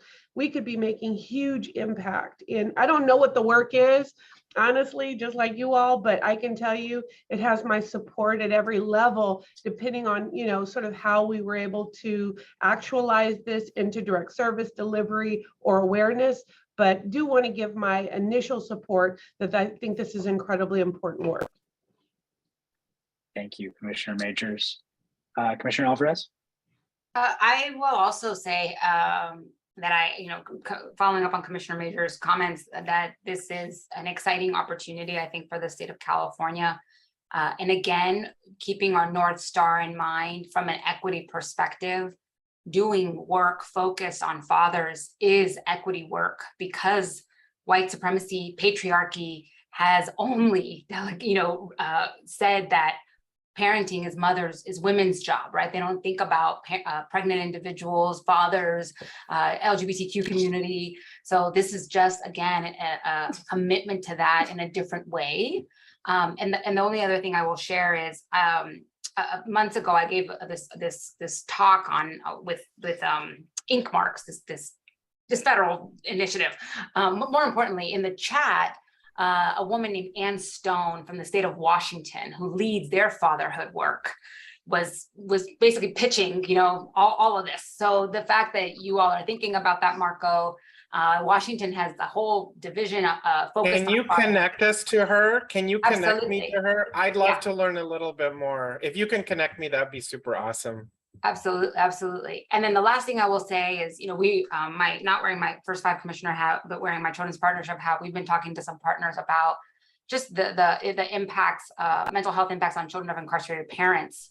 And in talking to a local LA organization, they spoke to an old First Five LA grant that had focused on fatherhood, like years and years ago. And it was a get to know you partner conversation. So I think in the history that First Five investments have looked like, sometimes we get it right, sometimes we get lessons learned, and how do we continue to build on those successes and become stronger. So just want to applaud the exploration of this and look forward to learning more. Can I just really quickly comment on my Commissioner Alvarez's point? I just mentioned Crystal Stairs Man Cave program.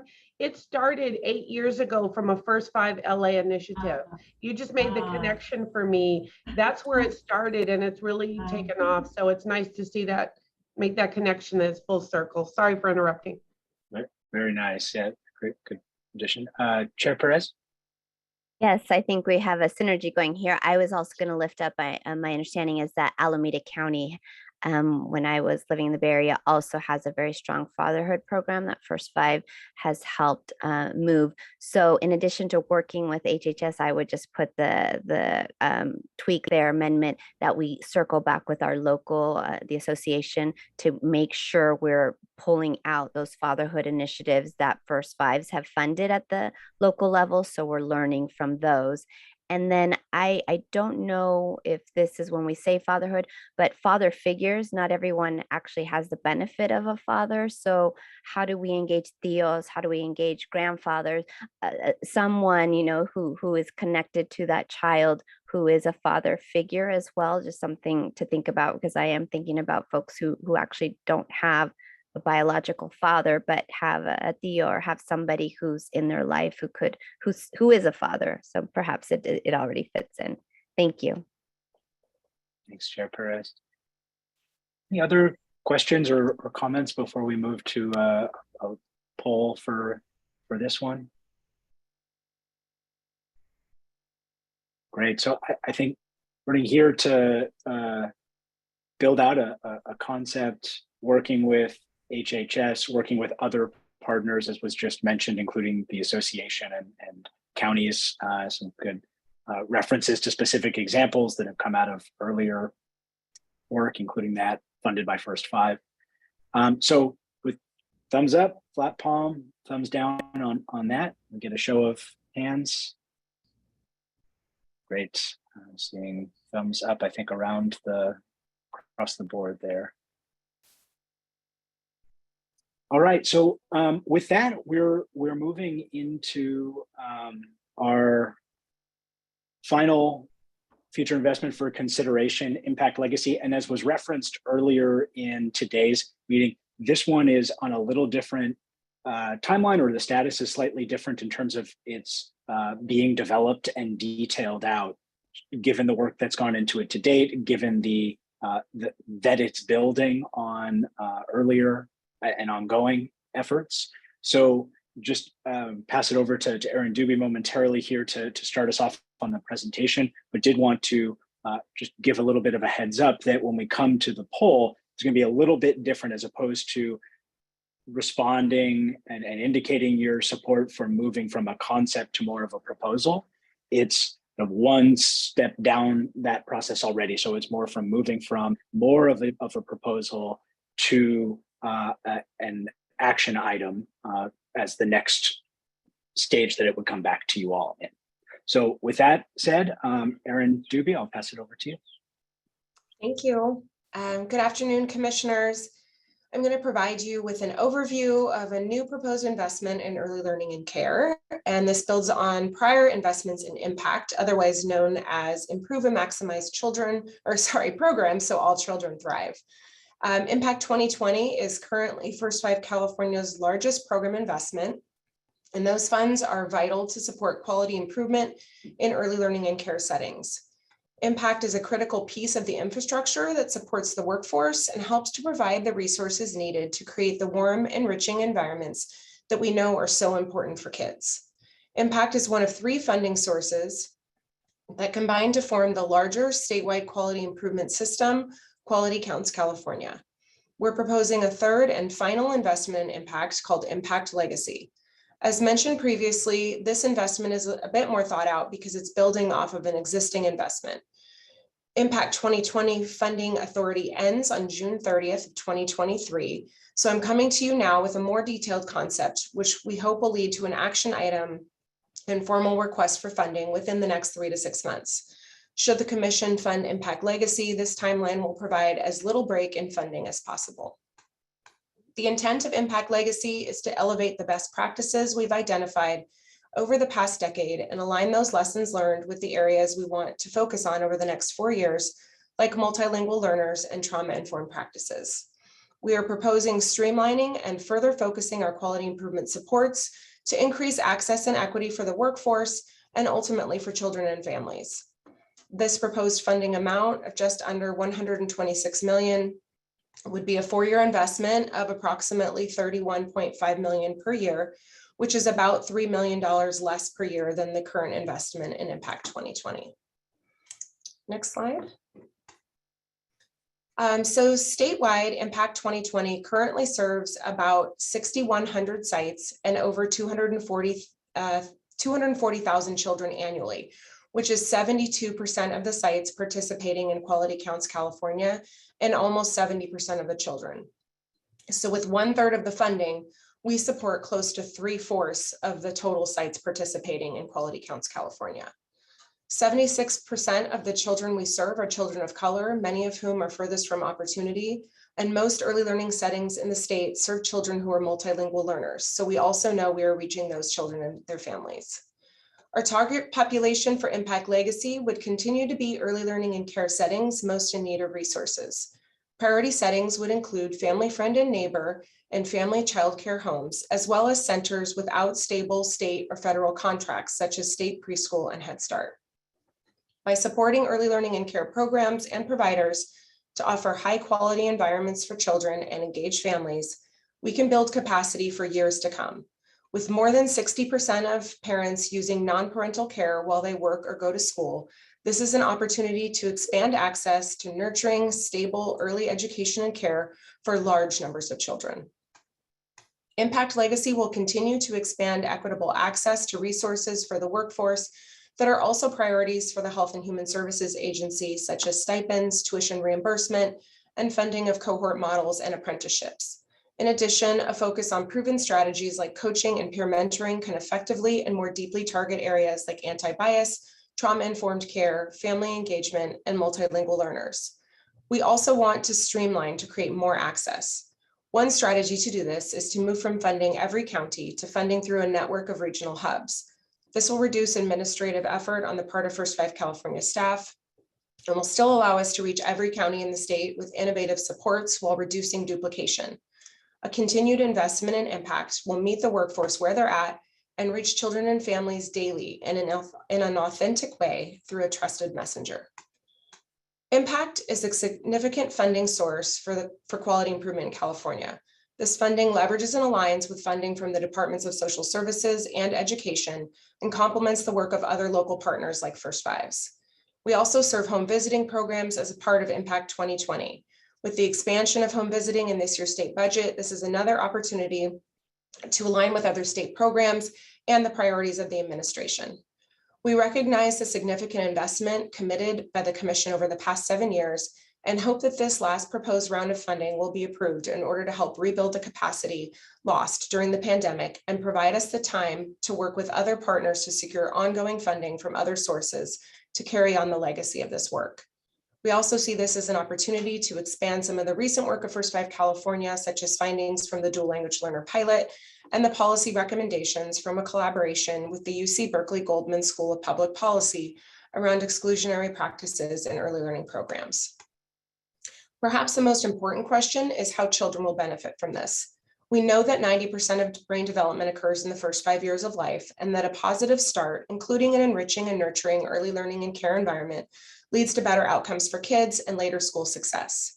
But in the wake of the COVID-19 pandemic, it has become abundantly clear that a safe, stable environment and loving interactions with trusted adults are critical to children's healthy development. We've seen the effects of the mental health crisis plaguing our country, and particularly our young people. A child's participation in early learning and care programs can serve as a buffer to the negative impact that stress can have on the developing mind and body.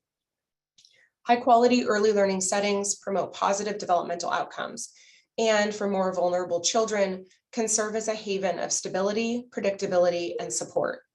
Over the next round of funding, we will strive to increase access to safe and nurturing environments. Next slide. So as I finish up today, I want to leave you with some ideas about where we can head with a future and final investment in impact. We're at a critical point of creating meaningful change within our early learning and care system as a substantial funding partner in this work. Over the past 7 years, we've innovated in the area of quality improvement. Changing context in the early learning and care system, such as the expansion of universal transitional kindergarten and progress toward weight reform, have created new opportunities to align with state and federal funding and across state agencies. Jackie Wong is a member of the Rate and Quality Work Group and has brought First 5 California values and perspective to that work. We are currently in a moment of great momentum, and we hope to have the opportunity to bring much of our work in this space from concept and development to practice. Our current work includes a leadership and funding role in an equity assessment of the quality improvement system. The equity assessment we are conducting with School Readiness Consulting is in direct response to a request for an equity audit in the Master Plan for Early Learning and Care and to concerns from advocates around racial inequity. We're planning a broad community engagement process on which to base recommendations for how to make meaningful changes.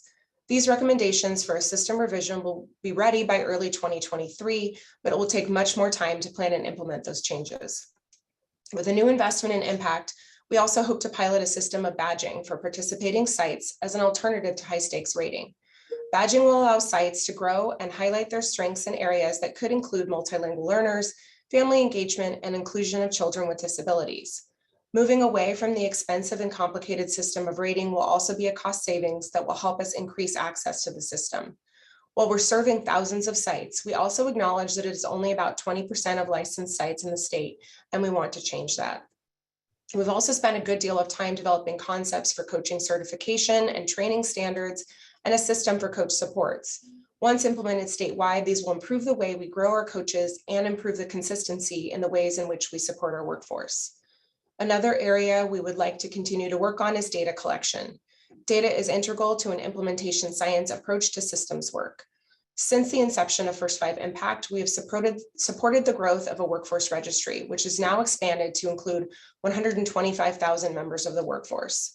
The registry has great potential to be a single source of verified data for California, eliminating much of the duplication of data collection, and could become a powerful tool to uplift the workforce and highlight their knowledge and strengths.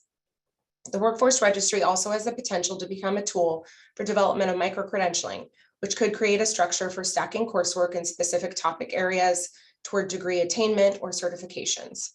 And finally, we want to expand the lessons learned during our dual language learner pilot and use that knowledge and continue to learn from counties about effective practices and barriers to meeting the needs of multilingual learners and inform ongoing development of state policy. So as you can see, we've come quite a long way from being where we were a decade ago, with a small and disconnected system serving 49 sites to the robust system we have today. We hope to continue to be a leader in this work for a few more years to help truly embed many of these projects into an aligned and coordinated quality improvement system that can support children, families, and the workforce for years to come. And that's what I have for you today. So Erin Price, take it away. Great, thanks, Erin. Open it up again for questions and clarifications from commissioners on Impact Legacy. Chair Perez. Thank you, Erin. That was wonderful. I have a long history of remembering QRIS way back when, remembering AB 212, CARES Plus, and Impact. And so it is bittersweet to see that, you know, we have to ramp down for reasons that I know are the financial reasons. And I want to really be mindful, though, about how that ramping happens and how do we best support our locals who are in the trenches doing this work, as well as aligning, of course, as you mentioned, with other sister agencies doing this. So I have a few questions, and I'll try to be mindful. I need some context as to, I don't recall before the focus was on non-subsidized. So can you tell me when that happened and why that happened? So that was a shift from First 5 Impact to Impact 2020. So that happened in 2020. And really the thinking was, especially in terms of state preschool, they have their own funding stream, $50 million a year, specifically to support state preschool programs with quality improvement and local block grants. And then in terms of not supporting Title V programs and Head Start programs, that was really because we wanted to hone in on sites that are less resourced. Head Start has a wealth of resources supporting those programs, and the Title V programs have a more stable funding stream, and they have other supports that come out of Department of Education as well as Department of Social Services. So for example, they have the Workforce Pathways Grant, which supports the workforce specifically working in those publicly subsidized programs. So we really felt like this was where the gap was and where there was a substantial need to fill. So my understanding, and if we could just follow up, is that there still isn't enough to cover those participants in those programs. So I would love to know if state preschool, if all of their participants are, if they're fully funded. And when you say Title V, so CCTR, so seeing if DSS feels like they have enough to cover that, just for context, I really would like to know if they feel like, no, we're taking care of everyone in our shop.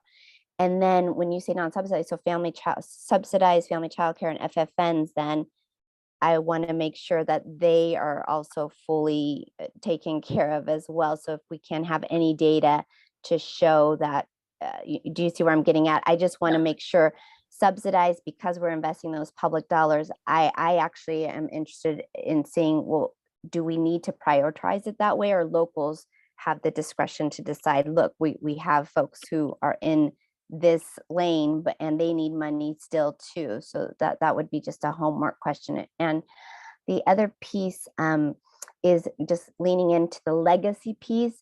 And you mentioned data collection, but there's a wealth of knowledge that's in Impact and the previous iterations in quality. what kind of evaluation, what kind of report, final report, or how do we package all this for everyone else to really have that legacy of here are the learnings, here are the best practices. You've mentioned coaching, apprenticeships. We know that those things work, but if we have 10 years of data to help make that case even stronger, that to me would be an important part of the legacy, not to take away a programmatic funding. So if there's a need to add another layer to look at reporting or evaluation, I would at least like to consider that, because I think that's another, once again, the story. How are we telling the story of what we've done? So for me, that's important.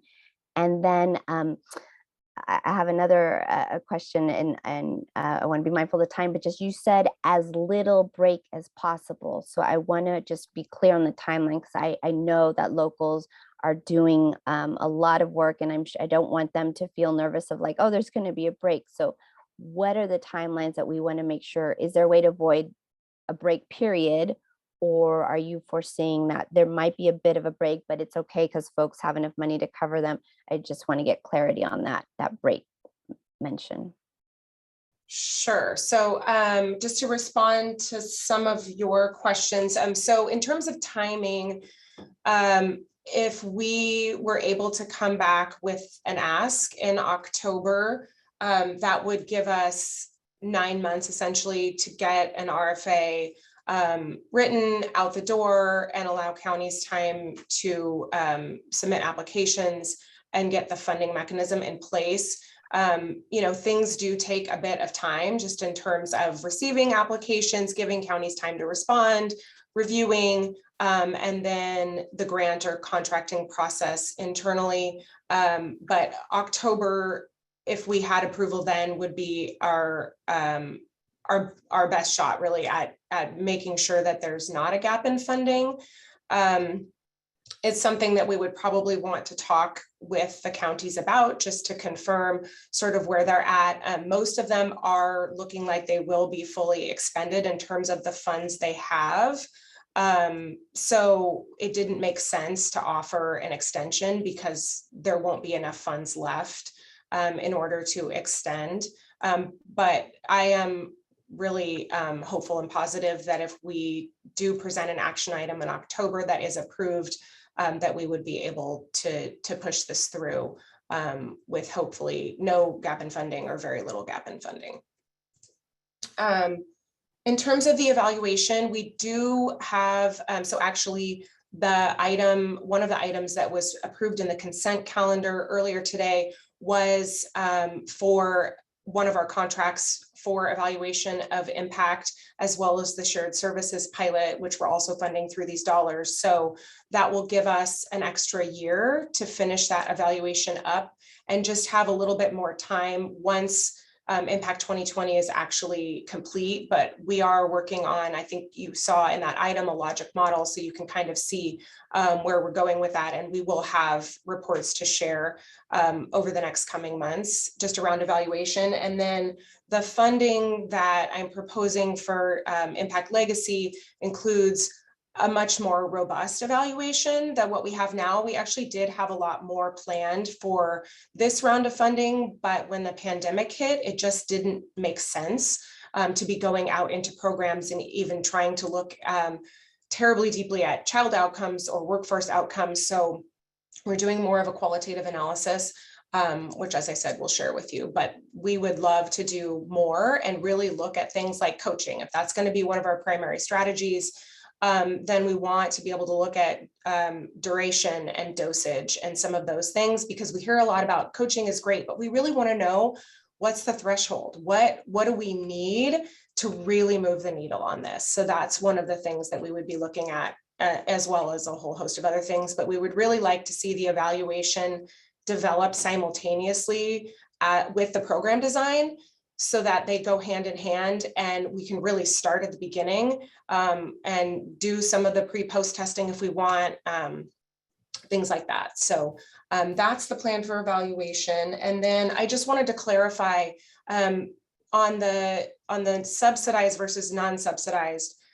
So we include and we actually target programs that have children who receive subsidies. So we're looking for family childcare providers and for centers who accept vouchers and who serve children who have vouchers. And that's one of our priority areas. We just haven't been serving those programs with a state contract that essentially, covers most or all of their children, like a CCTR contract. But definitely we can check in with CDE and DSS and talk about, where gaps continue to be, and talk with the counties as well, because they're doing a lot of braiding and blending of the funds from all three funding sources to kind of fit all the pieces together. Perfect. I have one more piece if I have the floor. Now, we mentioned the RFA, which reminded me, I understand now the three sister agencies will have their own RFAs. And so I'd love to hear if there is a way to make that less onerous on locals, because I can imagine going from 1 to 3 is gonna, maybe just require more work. So how do we have a through line, commonalities, just not make it as onerous as possible? And then of course, I know you are working with DSS and CDE to keep connected, even if there are separate RFAs. So I just want to put another plug for that. Like, let's still always try to just keep those lines of communication going. And then finally, you mentioned the evaluation. So impact, what you just presented has another evaluation. I know in the consent calendar, you said there was evaluation, but there's additional monies as part of this 125 to also have a final evaluation. Yeah, so the 125 and some change includes, I don't have the numbers in front of me, but it was maybe $4 million or so for evaluation. Okay. So that's already embedded within that total amount. Great. And then I just need to say, I know Jackie's on the rates and quality work group and they're wrapping up. And as you know, the state and CCPU will begin their conversations about reimbursement rates and quality. So First Five, having this wealth of knowledge, even though you might not have the evaluation data, I really do hope that we could submit a letter or submit, what the lessons learned thus far, because it is still the quality conversation is still all over the place, and we have a lot of data that could be beneficial. So I hope we will consider doing that in the short term, which means, those conversations will happen by the end of the year. If we could to discuss how do we share what we at least know now about what works, and coaching and the overall quality, and how quality and equity fit together.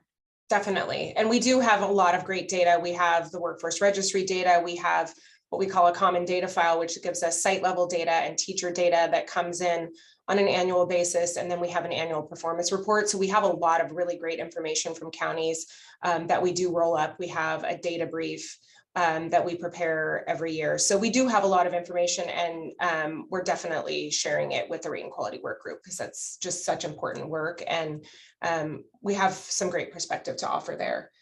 Just in terms of the RFA and the partnership, definitely the partnership is continuing, and we meet on a weekly basis, if not daily sometimes, with CDE and DSS both.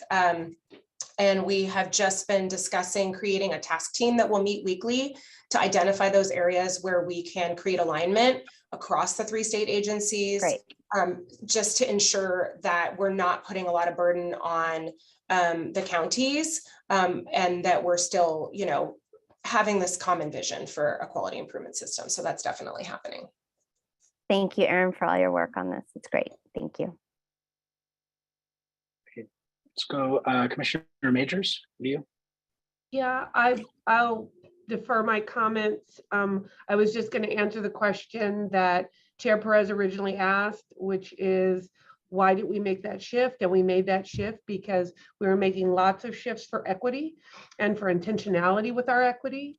And as opposed to sort of giving more of an open, counties do more tailored to what you want to or what you feel like you need, we wanted to have some skin in the game to say, these are the pieces that we want you to look at going forward in Impact 2.0, I think it was, where we did, and I was going to make that acknowledgement that it was programs where subsidized children were, right? Wanting to increase the quality of those programs. So that was it. Thanks, Commissioner Majors. Other questions or comments any commissioners would like to share on Impact Legacy?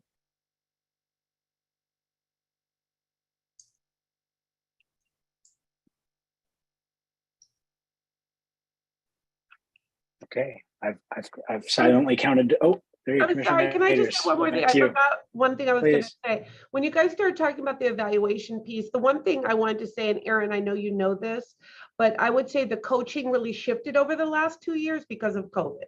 And so what was normally prescribed for some of the coaching really shifted to survival. And many of the providers the counties and the folks that were doing that work, having to shift to really supporting and giving these providers life rafts and helping in other ways with programmatic shifts that wasn't normally prescribed. I did want to say that because I think it'll skew the evaluation slightly. Thanks for the clarification. Seeing no other hands raised, I think some helpful just clarifying questions and discussion, as well as sharing of things that we want to make sure are emphasized and opportunities really in the current context to have this work inform broader efforts. But with that, I'd like to go ahead and ask for a thumbs up, flat palm, thumbs down poll. And again, here we're asking about moving forward with Impact Legacy for an action item in October, as Erin explained the considerations around the timeline and that it's further developed and detailed at this point. So ask you all for a show of thumbs and palms for that proposal.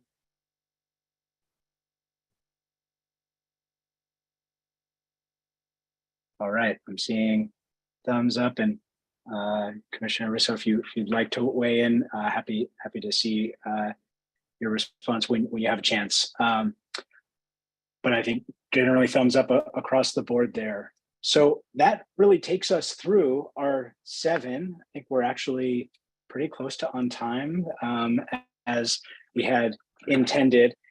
Before passing it over, Jackie, to you just for some recap of high level next steps, wanted to just go through these 7 and with some brief reminders of where we've landed, and also note a few of the things that are in the parking lot, and we'll have more detailed notes in this, of course, being recorded.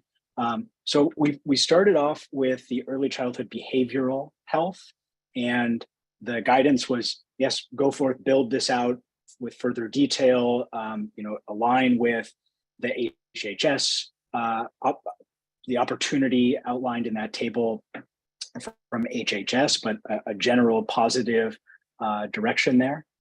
On the UPK mixed delivery research and evaluation, there's guidance to not build this out quite yet, but interest in continuing the conversation, and particularly wanting to have some more context around what some of the state agencies involved in that work are doing, clarify some of the specifics around age range, make sure that it's in alignment with, or what may happen in that area is in alignment with other conversations, other tables of other efforts that are focusing on research and evaluation to inform UPK implementation. The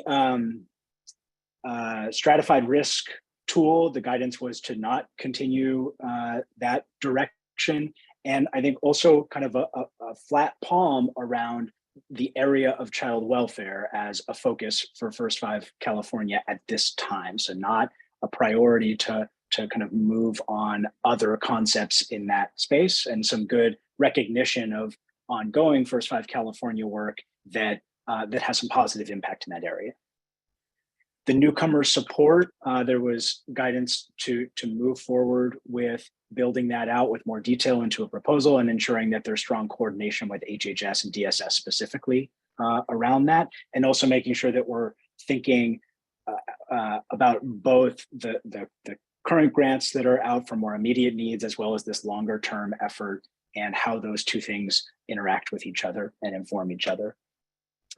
the early childhood data ecosystem development. There was guidance to build that out, and I think a helpful framing around kind of the three components of that work, telling the First Five California story with data, connecting to the broader Cradle to Career data effort, and then looking at the existing indices and thinking about how we might combine those into something specific to First Five California's priorities. And then finally, as we just went through Impact Legacy, moving forward with an action item as the next step, and some good discussion about some of the specifics there, evaluation, focus on subsidized versus non-subsidized, and making sure that the results of that work broadly, impact broadly, are being elevated to state and other tables where these where quality discussions are taking place, and being mindful of any sort of break in funding from a timeline perspective. So that's the quick recap. Maybe I'll just pause there in case I missed anything critical. Did you mention fatherhood? Or did I miss? Oh, thank you. It wasn't, I had it on the slide. I did miss something critical. Yep, I'm getting to live fatherhood on a daily basis here. So fatherhood initiative effort moving, there's very strong support for that, and encouragement to, in addition to partnering with HHS, looking to the First Five Association and local efforts that have been in place and have had success in that space. Thanks, Chair Perez. Other things that I left out? Okay, well, thank you all very much for just the discussion and momentum, and your indulging me in the thumbs up and flat palm exercise here. Jackie, I'll pass it back over to you for some additional next steps. Simon, I think we were supposed to advance a slide when Aaron was talking, but again, as an overview, today was the project and concepts. Overviews, information items, action items, I think Aaron succinctly captured kind of our decision points and where staff will be working on. I just want to thank you for taking the time and going through this really first time going through as a commission. These are our concepts, hearing your thoughts and your feedback and directionality of where we should go next. I know that it was new to most of us, definitely new to me, and just really kind of getting on this cycle of coming back to the commission with more thoughtful responses and information items so that you can have an active part in where our investments are. So I just want to thank you for kind of, again, it's not always smooth, it wasn't always perfect, but I think we landed in a place where I'm really excited about where we're going to head in the next couple of years. So I want to acknowledge that, and thank you to staff, right? Wherever these landed, they did a lot of good work, and I know I did not do David's proposals justice. I tried my best, but I think that still really good. That I know that they spent a lot of time talking to partners and other folks to put this together. So I want to thank staff behind the scenes and those on the screen who helped put this together. So cheers to you all. With that said, I think that we can move on to public comment now. Next slide.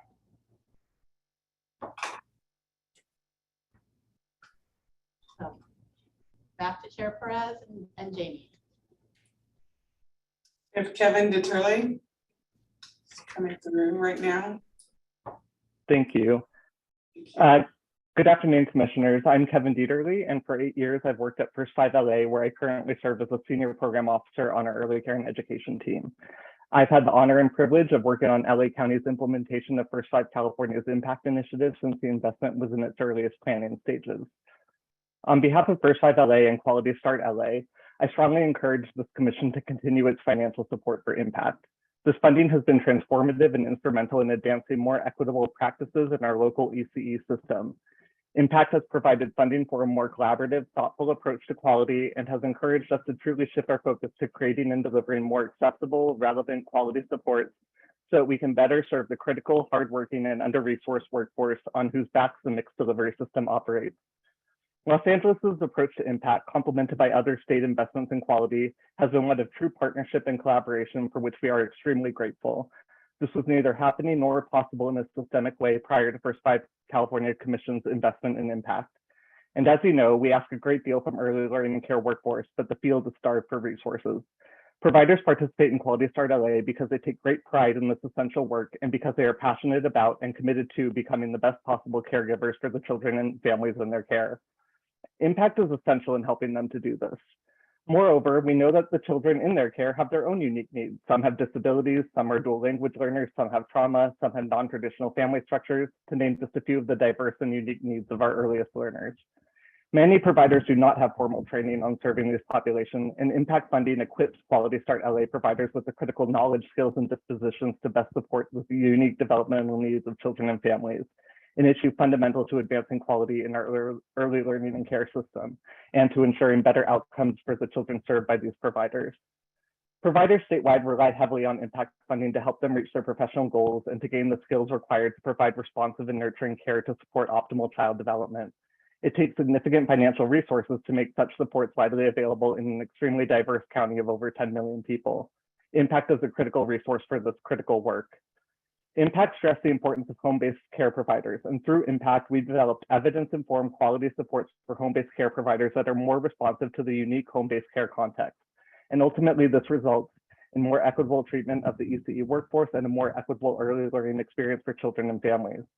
We know the importance of providing the workforce with responsive, empathetic, culturally competent professionals to support their ability to deliver responsive, empathetic, culturally competent care to historically marginalized populations, all in support of children and families thriving. We look forward to continuing our work with First Five California toward realizing a more equitable early learning and care system with the support of impact funding. And we hope that you will consider continuing funding for this work that has been central to advancing equity. Our work is just getting started. Thank you so much for your time. Thank you. Next is Wendy Wendt. Good afternoon, First Five Commissioners. I'm calling in from First Five San Luis Obispo County on the Central Coast, and I'm joined here today as well by my colleague Rochelle Bole, who's the coordinator of our local child care planning council. It's interesting sitting here, I'm looking at an old flip chart that we put together back when we first met to plan Impact, the first edition in the city of Anaheim, and it was an exciting time, and it was really an unknown what was going to happen with Impact. And looking back on the nearly decade of investment by First Five California and the efforts at the local level to support early care and education providers in their quest for quality care and early education for children and families on the Central Coast has just been an incredible shared lift with our partners at the Planning Council, among our center-based providers, our family child care providers, our resource and referral network. It was really an opportunity to pull together a partnership around this incredibly important, centrally recognized issue of quality early care and education.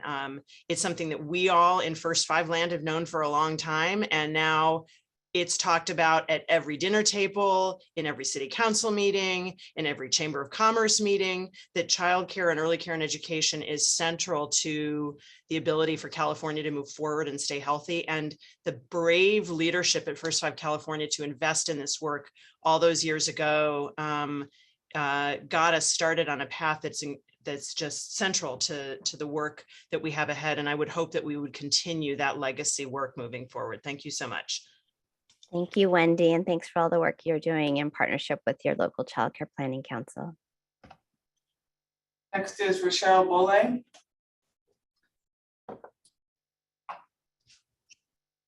Hi, my name is Rochelle Bole. I am, as Wendy mentioned, the coordinator for the San Luis Obispo County Child Care Planning Council. I'm also the administrator for our county's Quality Counts program. And just to continue the words of Wendy Wendt, our executive director of our First Five here, knowing and understanding and recognizing the importance of early childhood and the importance and the huge leadership that came from this impact grant. And I would hope that you would continue funding through the First Five Impact Legacy Program. What it has done for our county is huge in terms of not just being a standalone program. We really embrace the concept of melding and leveraging programs so that our quality counts is completely integrated with our Shared Services Alliance program, as well as through our resource and referral agency and the work that they are doing, and the other forms through the Quality Counts California grants and the state preschool quality QRIS block grants. We've made sure that we have a very united system, and Impact only stands to make sure that united system stays together. We're able to leverage so many other different funding streams. I think we have around 12 different funding streams to make this whole for our programs, so that they do not have to, there's no wrong door that they come to in order to get services, support, resources. And so I would urge you to think about how we can continue that work as we're moving forward. And just a little bit of information around what we have. San Luis Obispo County is a relatively small county, but where we have about a little over 350 licensed programs. We have 207 active family childcare programs that are within our quality count system, and another 104 active center-based programs. So almost 90% of our programs are somehow involved through this quality counts work, whether it comes through the impact dollars, through Quality Counts California, through Shared Services Alliance, or any of our other program partners, but we make sure that it's all working together. And so I'm really excited to see what we can do. And the other piece with all of this too, and looking at the outcomes and the diversity that we are able to support, 109 of those family childcare programs are Spanish-speaking monolingual or bilingual programs. And so that is huge as we're looking at this. Those are the programs that traditionally have been overlooked and have not been able to receive resources, but provide a huge asset to the families and the children that they are serving by being able to have a multilingual program, and as well as not only serving multilingual children, but looking at those business owners as well, and how we're able to support that. So thank you for all of the work that you are doing. And I hope that you will continue to look at how we can work collaboratively to support our children and families. Thank you.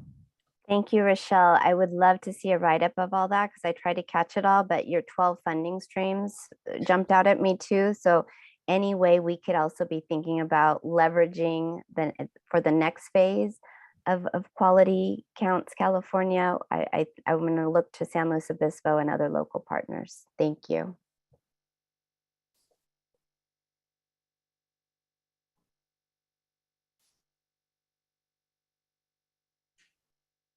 I don't have any other public comment right now. Thank you, Jamie. Oh. Jump on in. Just as I said that, I have 3 more that raise their hand. Perfect, great. So first we'll go, just says Merced County. Hi, thank you. This is Scott Waite. I'm the Executive Director with First 5 Merced County. I just want to start off by thanking the First 5 California Commission for considering an additional investment in impact. One thing that is a big concern in our county that I don't think has been brought up is the timeline yet. If I understood the last slide correctly, it looked like informational items would be brought back at the next meeting, which would be, I believe, October, with action items brought back in probably January. One of the challenges we're already noticing is we partner with our County Office of Education, and on April 1st, they have to issue layoff notices if they don't have additional funding. So if we don't have something in place by that date, all of our coaches will get layoff notices.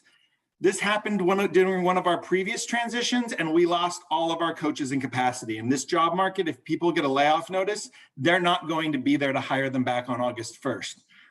So it's just a big concern for us is keeping the coaches, keeping the momentum, and keeping the capacity we have built. Even though we've lost some over the pandemic, we are not back to square one. But if we have to issue layoff notices, or if we can't extend grants or have some sort of bridge funding in our county by April 1st, we will start to lose that. So I just want that consideration for the commission. Thank you. Thank you, Scott. We appreciate that. And we will definitely follow up to make sure, because we did ask about breaks in funding. So thank you for flagging that. Matilda Soria. Thank you so much. Can you hear me? Yes, we can. Awesome. Good afternoon, First 5 California Commissioners. I echo my Central Valley colleague, Scott of Merced. Thank you so much for considering continued funding for impact. Again, my name is Dr. Matilda Soria. I'm the Senior Director of Early Care and Education of the Office of the Fresno County Superintendent of Schools. And our office has partnered with First 5 Fresno County, who leads the Region 5 impact effort. In addition to Fresno County, Region 5 includes primarily Central Valley counties. On behalf of Region 5, we strongly encourage the continued funding of impact. We've definitely observed several positive impacts since the launch of impact, from the increased alignment and integration of our quality improvement efforts across our counties in the Central Valley, as well as the increased capability to leverage and maximize resources from our First 5 and County Office of Education entities, as well as from our community partners such as PITC and CPEN, in addition to other initiatives that our entities are leading, such as focused on dual language learners, early math, trauma-informed practice, and equity. Essentially, impact has definitely increased our capability to achieve collective impact in the Central Valley. And so again, just thank you so much for considering continued funding for impact. Thank you again. Thank you, Dr. Soria. It's always wonderful to hear from Central Valley, and I welcome the opportunity to learn more about the impact has had in Central Valley. Thank you. Thank you. Next is Mary Ann Hansen. Good afternoon, First 5 Commission. Thanks for the chance to share some thoughts with you. First, I want to, my name is Mary Ann Hansen, and I'm the Executive Director of First 5 Humboldt. I want to thank your Commission for your thoughtful and informed discussion of these issues, which are so important to all of us. I was really happy to hear your Commission's recognition of the importance of early childhood mental health. In our county, we've been working in this space for many years, and I know we're not the only First 5 County with shovel-ready projects, ready to go out and better support families and their littles, infant and early childhood mental health. And I also know there are folks in other First 5 counties who have this experience in this work and are eager to work with First 5 California in the development of any projects that you consider. As always, we locals in the association continue to welcome your partnership in advocating for set-asides and other funding streams for early childhood mental health, so that we can leverage the work and the limited funding that First 5 California has available, so that we can pull in other resources into this really critical area. So thanks again for your time and your thoughtful discussion today. It was lovely to listen and watch your work. Thank you, Mary Ann. I look forward to learning more about your shovel-ready projects and working in collaboration with you. Next is Gina DeLayden. Hello, good afternoon. I'm Gina DeLayden. I'm the Executive Director of First 5 YOLO. And I just have a few comments to share. So really appreciate the thinking that both Commission and staff have done today around the intersection of your investments in that whole child, whole family lens that is First 5. Many of our most successful systems change efforts in YOLO weave together not only funding streams, but our programmatic approaches as well. They're really not siloed investments anymore. And we've been able to leverage home visiting, a variety of funds for home visiting and navigation, the dual language learner pilot funds from First 5 California, partnerships with our county MHSA on early childhood and maternal mental health, and early learning impact funding. So really thank you for seeing those connections. And I would ask that you continue to provide flexibility in your investments so that we can be most effective partners in coordinating the variety of funding streams. It's quite a juggling act. And in thinking about our local approaches that are diverse for diverse populations. In terms of impact specifically, I also encourage continued investment in this important effort, and particularly the focus on providers with the least resources, family, friends, neighbor, providers and small family childcare providers. That's been an emphasis for First Five YOLO with Impact 2020. And it is especially important for our families in rural areas, our refugee families, and those who are dual language learners. We've seen some incredible results that I don't have time to tell you about now with FFN, seeing some of them seeking a pathway to licensure and helping us expand what is a fragile system within our county.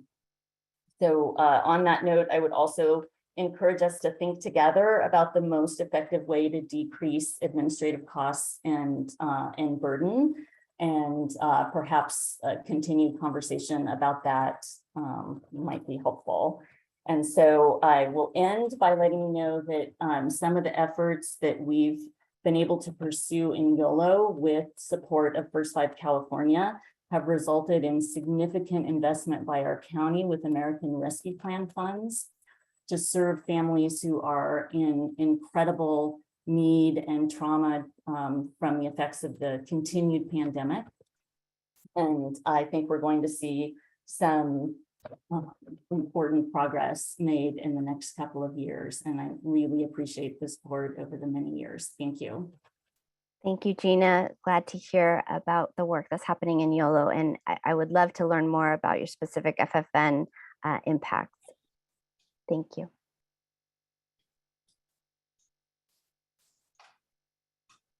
Don't see any more hands at the moment.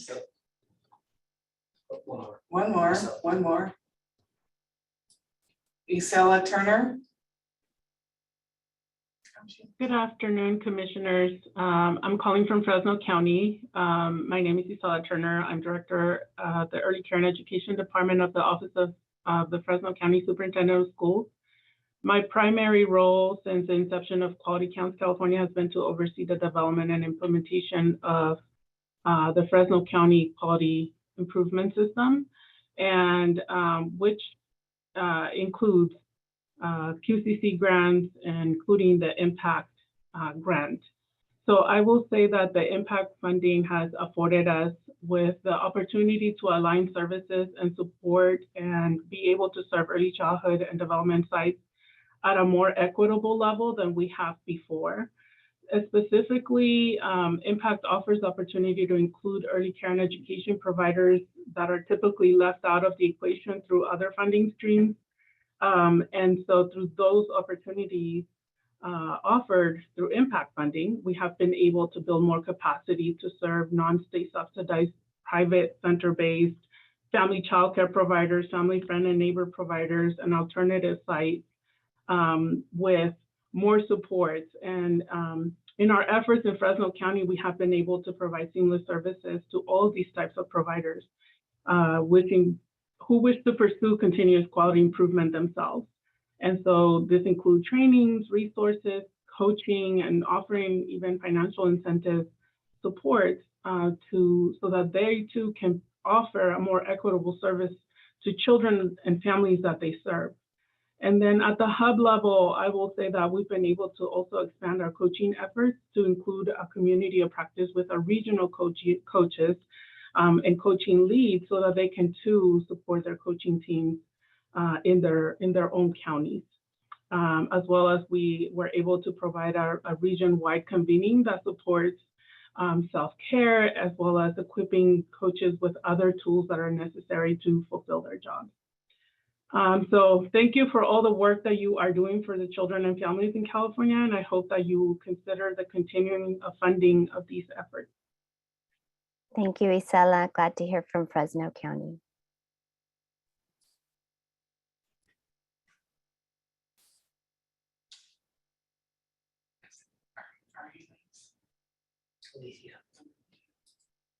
Next up is Alethea.